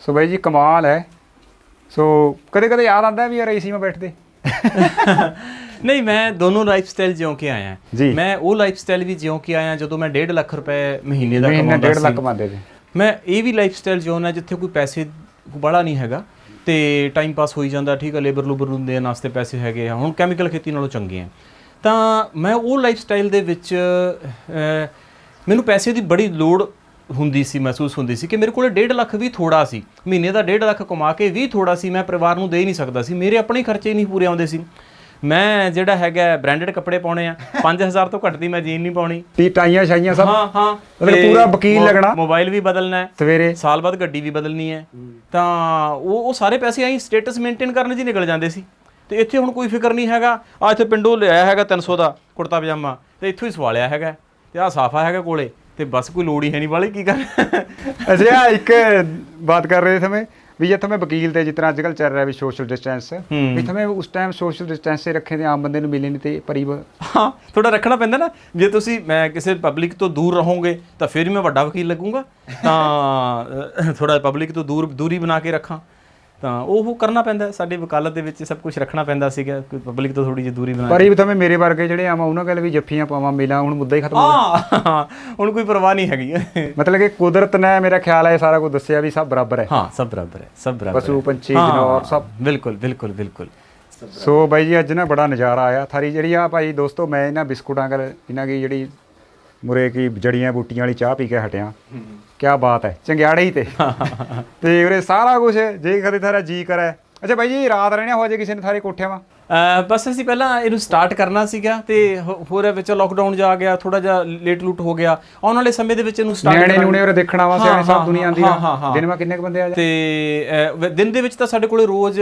20 ਤੋਂ ਲੈ ਕੇ 50 ਤੱਕ ਰੋਜ਼ ਪਰ ਡੇ ਲੋਕ ਵਿਜ਼ਿਟ ਕਰ ਰਹੇ ਆ ਤੇ ਫਿਰ ਵੀ ਕਿਸੇ ਨੇ ਆਉਣਾ ਹੋਵੇ ਸਟੇ ਕਰਨ ਵਾਸਤੇ ਤਾਂ ਸਾਡਾ ਮੈਨੇਜਰ ਦਾ ਨੰਬਰ ਹੈਗਾ ਉਹ ਨੰਬਰ ਮੈਂ ਬੋਲ ਦਿੰਦਾ ਹੈਗਾ 98 140 72072 ਤੇ ਉਹ ਸਾਡੇ ਮੈਨੇਜਰ ਸਾਹਿਬ ਨਾਲ ਪਹਿਲਾਂ ਫੋਨ ਤੇ ਸੰਪਰਕ ਕਰ ਲੈਣ ਤੇ ਫਿਰ ਜਦੋਂ ਅਸੀਂ ਸਟਾਰਟ ਕਰ ਲਿਆ ਤਾਂ ਉਦੋਂ ਫਿਰ ਰਹਿਣ ਦਾ ਪ੍ਰਬੰਧ ਇੱਥੇ ਹੋ ਜਾਊਗਾ ਸੋ ਬਾਈ ਜੀ ਬੜਾ ਜਿਹੜਾ ਹੈਗਾ ਨਜ਼ਾਰਾ ਆਇਆ ਨਹੀਂ ਕਹਿ ਸਕਾਂ ਮੈਨੂੰ ਲੱਗਿਆ ਵੀ ਜਿਸ ਤਰ੍ਹਾਂ ਨਾ ਜਿਹੜੇ ਮਾਰੇ ਬਾਬੇ ਜੂਰੇ ਦੇ ਅਸਲ ਮੈਂ ਤਾਂ ਉਹੀ ਖੇਤੀ ਹੈ ਬਿਲਕੁਲ ਮੈਨੂੰ ਕਈ ਲੋਕ ਇੱਥੇ ਆਉਂਦੇ ਆ ਉਹ ਕਹਿ ਦਿੰਦੇ ਆ ਜੀ ਬਹੁਤ ਸੋਹਣਾ ਬਣਾਇਆ ਹੈ ਤੇ ਬੜਾ ਕੁਝ ਨਵਾਂ ਸਿਰਜਿਆ ਮੈਂ ਇਹਨਾਂ ਨੂੰ ਕਹਿਣਾ ਕਿ ਮੈਂ ਕੋਈ ਨਹੀਂ ਸਿਰਜਿਆ ਇਹ ਸਾਡਾ ਸਾਰਾ ਹੀ ਪੰਜਾਬ ਇਹੋ ਜਿਹਾ ਹੁੰਦਾ ਸੀ ਮੈਂ ਤਾਂ ਓਟਾ ਕਹੇ ਦੇ ਮਾਰੇ ਵੀ ਓਟਾ ਕਰਿਆ ਹੋਇਆ ਬੇਬੇ ਪਾਂਡੂ ਕੇ ਲਿਪੇ ਕਰੇ ਦੀ ਇਹ ਕੋਈ ਮੇਰੀ ਖੋਜ ਨਹੀਂ ਹੈ ਇਹ ਮੇਰਾ ਦਾਦਾ ਸਾਡੇ ਆਮ ਸਾਡਾ ਪੰਜਾਬ ਸਾਰਾ ਇਹੋ ਜਿਹਾ ਹੀ ਹੁੰਦਾ ਸੀ ਇੰਨੀ ਡਾਈਵਰਸਿਟੀ ਹੁੰਦੀ ਸੀ ਐਡਾ ਹੀ ਸੋਹਣਾ ਪੰਜਾਬ ਹੁੰਦਾ ਸੀ ਪਹਿਲਾਂ ਕੀ ਬਾਤ ਨੈਚੁਰਲ ਬਾਈ ਜੀ ਇੱਧਰ ਦਿਖਾਓ ਜਿਹੜੇ ਓਟੇ ਭੁੱਲ ਗਏ ਪਾਂਡੂ ਕੇ ਲਿਪਣੇ ਮਿੱਟੀ ਲੈ ਗਏ ਚੁੱਲ੍ਹਾ ਸਾਰਾ ਕੁਝ ਸੋ ਕਮਾਲ ਹੀ ਹੈ ਬਿਲਕੁਲ ਇੱਥੇ ਸਾਡਾ ਕੁਝ ਵੀ ਸਿਰਫ ਵਿਖਾਵੇ ਵਾਸਤੇ ਨਹੀਂ ਹੈ ਜਿਵੇਂ ਆਰਕੈਸਟਰਾ ਦੇ ਵਿੱਚ ਹੁੰਦਾ ਚਰਖੇ ਰੱਖਦੇ ਹਾਂ ਉਹ ਤਾਂ ਕੁਝ ਨਹੀਂ ਹੈ ਇੱਥੇ ਜੋ ਵੀ ਤੁਸੀਂ ਦੇਖੋਗੇ ਸਭ ਕੁਝ ਉਹਨੂੰ ਜ਼ਮੀਨੀ ਪੱਧਰ ਦੇ ਉੱਤੇ ਉਹਨੂੰ ਵਰਤਿਆ ਜਾਂਦਾ ਹੈ ਸਿਰਫ ਵਿਖਾਵਾ ਨਹੀਂ ਹੈ ਕੁਝ ਵੀ ਹੈ ਵਿਖਾਵਾ ਨਹੀਂ ਹੈ ਸਭ ਕੁਝ ਨੂੰ ਅਸੀਂ ਉਹਨੂੰ ਵਰਤਦੇ ਹਾਂ ਉਹ ਜਿਵੇਂ ਸ਼ੋਰੂਮ ਖੜੇ ਕਰ ਦਿੰਦੇ ਆ ਵੀ ਦੇਖ ਲਓ ਬਸ ਹੱਥ ਲਾ ਕੇ ਹੱਥ ਨਾਲ ਲਾਇਓ ਖਰਾਬ ਹੋ ਜਾਏਗਾ ਉਹ ਨਹੀਂ ਹੈ ਅੱਛਾ ਤੁਸੀਂ ਘਰਾਂ ਵੀ ਉਹ ਸਾਰਾ ਸਮਾਨ ਥਵੇਂ ਵਰਤ ਰਹੇ ਆ ਜਿਹੜਾ ਖੇਤ ਮੈਂ ਪੈਦਾ ਹੁੰਦਾ ਇਹ ਨਹੀਂ ਵੀ ਘਰਾਂ ਕੁਛ ਹੋਰ ਹੈ ਤੇ ਉਰੇ ਨਹੀਂ ਬਿਲਕੁਲ ਘਰ ਦਾ ਵੀ ਸਾਡਾ ਲਾਈਫ ਸਟਾਈਲ ਇਹੀ ਹੈ ਤੇ ਘਰ ਦੇ ਵਿੱਚ ਵੀ ਤੁਸੀਂ ਜਾ ਕੇ ਦੇਖੋਗੇ ਤੇ ਮੇਰੇ ਜਿਹੜੇ ਪਸ਼ੂ ਹੈਗੇ ਆ ਉਹਨਾਂ ਨੂੰ ਮੇਰੀ ਵਾਈਫ ਆਪ ਸੰਭਾਲਦੀ ਹੈ ਮੇਰੇ ਮਦਰ ਚੱਕੀ ਚਲਾ ਕੇ ਤੁਹਾਨੂੰ ਦਿਖ ਜਾਣਗੇ ਛੱਜ ਲਾਉਂਦੇ ਤੇ ਉਹ ਸਾਰਾ ਕੁਝ ਆ ਮੇਰਾ ਬੇਟਾ ਫਿਰਦਾ ਹੈਗਾ ਇਹ ਤੁਸੀਂ ਇੱਥੇ ਆਏ ਸੀਗੇ ਹਾਂ ਇਹ ਵੀ ਇੱਥੇ ਰੰਬੀ ਚਲਾਈ ਜਾਂਦਾ ਸੀ ਕੰਮ ਕਰੀ ਜਾਂਦਾ ਸੀ ਹੁਣ ਜਿਹੜੇ ਮਾਤਾ ਜੀ ਐਂ ਨਹੀਂ ਕਹਿੰਦੇ ਉਹ ਪੁੱਤ ਤੂੰ ਕਿਹੜੇ ਚੱਕਰਾਂ 'ਚ ਪਾ ਲਿਆ ਮੈਨੂੰ ਵੀ ਇਹ 10th ਦੇ ਵਿੱਚੋਂ 97% ਹੈ ਇਹਦੇ ਤੇ +1 ਦੇ ਵਿੱਚੋਂ ਸਕੂਲ ਟੌਪਰ ਹੈ। ਹੁਣੇ +2 ਦੇ ਪੇਪਰ ਦੇ ਕੇ ਆਇਆ ਹੈ ਤੇ ਇਹ ਸਕੂਲ ਵਾਲੇ ਨੂੰ ਕਹਿੰਦੇ ਸੀ ਵੀ ਇਹਨੂੰ ਅਸੀਂ ਜਿਹੜਾ ਹੈਗਾ ਪੰਜਾਬ ਟੌਪਰ ਕਰਾਉਣਾ ਹੈਗਾ, ਇੰਟੈਲੀਜੈਂਟ ਪੜ੍ਹਨ ਨੂੰ। ਤੇ ਮੈਂ ਹੁਣ ਇਹਨੂੰ ਮੈਂ ਰੱਖ ਲਿਆ, ਮੈਂ ਕਿਹਾ ਵੀ ਆ ਜਾ ਕਾਕਾ ਬਾਈ ਜੀ ਆ ਜਾਓ। ਖੇਤੀ ਕਰਨੀ ਹੈ। ਨਾ ਹੁਣ ਇਹਨੂੰ ਪੁੱਛਦੇ ਹੈਗੇ ਵੀ ਕੀ ਕੰਮ ਕਰਨਾ ਹੈਗਾ, ਕਹਿੰਦਾ ਮੈਂ ਤਾਂ ਵੱਡਾ ਹੋ ਕੇ ਖੇਤੀ ਕਰਨੀ ਹੈ। ਬਾਈ ਆਓ ਯਾਰ। ਬਾਈ ਦਾ ਹੈਪੀ ਹੈ ਨਾ ਨਾਮ ਆਪਣਾ? ਇਹ ਹੈਪੀ ਸਿੰਘ ਇਹ ਬਾਈ ਦਾ ਬਾਈ ਹੈਪੀ ਸਿੰਘ ਹੈ, ਮੈਨੇਜਰ ਹੈ ਫਾਰਮ ਫਾਰਮ ਵਾਲੇ ਦੋਸਤੋ। ਇਹ ਬਾਈ ਮੈਨੇਜਰ ਔਰ ਇਹ ਤਾਂ ਆਪਣੇ ਇਲਾਕੇ ਕੇ ਬੰਦੇ ਆ। ਦੇਖੋ ਅੱਧਾ ਕਬਜ਼ਾ ਤਾਂ ਆਪਣਾ ਹੀ ਹੈ ਫਾਰਮ ਪਰ, ਜਦ ਮੈਨੇਜਰ ਹੈ ਆਪਣਾ ਤਾਂ ਬਾਕੀ ਤਾਂ ਬਾਈ ਤਾਂ ਬਾਅਦ ਚ ਆਏਗੇ। ਤੇ ਬਾਈ ਜੀ ਇਹ ਬਾਈ ਦੇ ਬੇਟੇ ਆ। ਬਾਈ ਦਾ ਕੀ ਨਾਮ ਹੈ? ਅਰਮਾਨ। ਯਾਰ ਅਰਮਾਨ ਮੈਂ ਦੇਖਿਆ ਜਦ ਆਇਆ ਤਾਂ ਜੀ, ਅਰਮਾਨ ਉੱਥੇ ਉਹ ਚਲਾ ਰਿਹਾ ਤਾਂ। ਹਾਂ ਉੱਥੇ ਗੜਾਈ ਕਰ ਰਿਹਾ, ਕੁਛ ਗੜਾਈ ਕਰ ਰਿਹਾ ਸੀ। ਯਾਰ ਕਿਸ ਤਰ੍ਹਾਂ ਲੱਗਦਾ ਨਹੀਂ ਨਾ ਨਵੇਂ ਛੋਕਰੇ ਕਹਾ ਯਾਰ ਮਾਰੇ ਬਾਪੂ ਨੇ ਕਿਤੇ ਖੜਾ ਛੜਿਆ, ਮੈਂ ਕਾਰ ਲੈ ਕੇ ਜਾਣਾ ਮੁਕਤਸਰ ਬਠਿੰਡੇ ਘੁੰਮ ਕੇ ਆਣਾ। ਉਹ ਚੱਕਰ ਨਹੀਂ ਚੱਲਦਾ। ਜਦੋਂ ਇਹ ਨਾ ਹੁਣ ਇਹਨੂੰ +1 ਦੇ ਵਿੱਚੋਂ ਕਲਾਸ ਦੇ ਵਿੱਚੋਂ ਟੌਪਰ ਆਇਆ ਤੇ ਇਹਨੂੰ ਇਹਦੇ ਪ੍ਰਿੰਸੀਪਲ ਕੋਲੇ ਲੈ ਕੇ ਗਏ, ਇਹਨਾਂ ਦੀ ਕਲਾਸ ਇੰਚਾਰਜ। ਉਹ ਪੁੱਛਦੀ ਹੈਗੀ ਆ ਵੀ ਤੂੰ ਕੀ ਕਰਨਾ ਵੱਡਾ ਹੋ ਕੇ, ਹੁਣ ਗਾਂ ਕਿਹੜੀ ਲਾਈਨ ਫੜਨੀ ਹੈ? ਇਹ ਕਹਿੰਦਾ ਮੈਂ ਤਾਂ ਖੇਤੀ ਕਰਨੀ ਹੈ। ਉਹ ਬੜੇ ਹੈਰਾਨ ਕਹਿੰਦੇ ਖੇਤੀ ਇਹ ਤਾਂ ਕੰਮ ਹੀ ਨਹੀਂ ਕੋਈ। ਅੱਜ ਦੀ ਤਰੀਕ ਬੰਦਾ ਇਹ ਨਹੀਂ ਖੇਤੀ ਕੰਮ ਹੀ ਨਹੀਂ। ਸੋ ਬਾਈ ਹੈਪੀ ਸਿੰਘ ਬੜਾ ਆਨੰਦ ਆਇਆ। ਚਾਹ ਬਾਈ ਉਰੇ ਬਾਈ ਨੇ ਪਿਲਾਈ ਅੱਜ, ਤਬਾਹੀ ਹੈ। ਅੱਜ ਹੈਪੀ ਸਿੰਘ ਨੇ ਆਪ ਬਣਾਈ ਚਾਹ। ਅੱਜ ਕੁੜੀ ਸਾਡੀ ਹੈ ਨਹੀਂ ਸੀ ਚਾਹ ਬਣਾਉਣ ਵਾਲੀ, ਅੱਜ ਇਹਨੇ ਆਪ ਬਣਾਈ ਹੈ। ਸੋ ਬਾਈ ਦੋਸਤੋ ਜੇ ਕਿਸੇ ਕਾ ਨਾ ਕੋਈ ਉਹੀ 50 60 ਸਾਲ 70 ਸਾਲ ਪੁਰਾਣਾ ਬਾਬਿਆਂ ਵਾਲੀ ਜ਼ਿੰਦਗੀ ਮੈਨੂੰ ਗੇੜਾ ਕੱਢਣ ਨੂੰ ਜੀ ਕਰੇ ਤਾਂ ਉਰੇ ਬਾਈ ਜੀ ਨਾ ਪਾਇਓ। ਅਰੇ ਇਹ ਵਕੀਲ ਬਿਲਕੁਲ ਨਹੀਂ ਹੈਗੇ, ਜਿਸ ਤਰ੍ਹਾਂ ਵੀ ਦੱਸਿਆ ਵੀ ਵਕੀਲ ਵਾਲਾ ਕੋਈ ਮਸਲਾ ਹੀ ਨਹੀਂ ਛੱਡਿਆ। ਇਹ ਤਾਂ ਚੰਗਿਆੜੇ ਆ ਉਰੇ। ਤੇ ਆਮ ਬੰਦੇ ਨੂੰ ਜੱਫੀਆਂ ਕਲਾਵੇ, ਜਿਸ ਤਰ੍ਹਾਂ ਕਿਹਾ ਵੀ ਕੁਦਰਤ ਮਾ ਕੋਈ ਕੰਪੀਟੀਸ਼ਨ ਨਹੀਂ, ਸਾਰਾ ਕੁਝ ਵੰਡ ਛਕੋ। ਹਾਂ ਬਿਲਕੁਲ ਸਭ ਕੁਝ, ਕਿਸੇ ਨੂੰ ਮਾਰਨਾ ਨਹੀਂ, ਕੋਈ ਸਪਰੇਅ ਨਹੀਂ, ਕੋਈ ਰੇਹ ਨਹੀਂ। ਸੋ ਬਈ ਆਨੰਦ ਆ ਗਿਆ। ਤੇ ਜਦ ਵੀ ਕਦੇ ਥਰਾ ਇੱਧਰ ਮੁਕਤਸਰ ਸਾਹਿਬ ਆਏ, ਬਠਿੰਡੇ ਦਾ ਕਿਲਾ ਦੇਖਿਓ, ਮੁਕਤਸਰ ਸਾਹਿਬ ਦੀ ਧਰਤੀ ਨੂੰ ਸਲਾਮ ਕਰਿਓ। ਸੋਹਣਗੜ੍ਹ ਆ ਜਾਓ ਫਿਰ, ਮੁਕਤਸਰ ਸਾਹਿਬ ਤੇ 20-22 ਕਿਲੋਮੀਟਰ ਹੈ। ਸੋ ਅੱਜ ਉਰੇ ਤੇ ਭਾਈ ਇਸ ਮਹਾਨ ਧਰਤੀ ਤੇ ਮੁਕਤਸਰ ਸਾਹਿਬ ਦੀ ਧਰਤੀ ਤੇ ਯਾਰ ਸੋਹਣਗੜ੍ਹ ਮਾ ਜਿੱਥੇ ਬਾਈ ਉਹਨਾਂ ਨੇ ਇੱਕ ਸੁਰਗ ਬਣਾਇਆ ਵਾ, ਉੱਥੇ ਤੇ ਰਾਜਪੁਰੇ ਵਾਲੇ ਮਨਜੀਤ ਨੂੰ ਦਿਓ ਇਜਾਜ਼ਤ। ਜਿਉਂਦੇ ਰਹੋ, ਰੱਬ ਰਾਖਾ। ਥਾਰੀਆਂ ਬੇਲਾਂ ਹਰੀਆਂ ਰਹਿਣ। ਸਾਰਿਆਂ ਨੂੰ ਸਤਿ ਸ਼੍ਰੀ ਅਕਾਲ।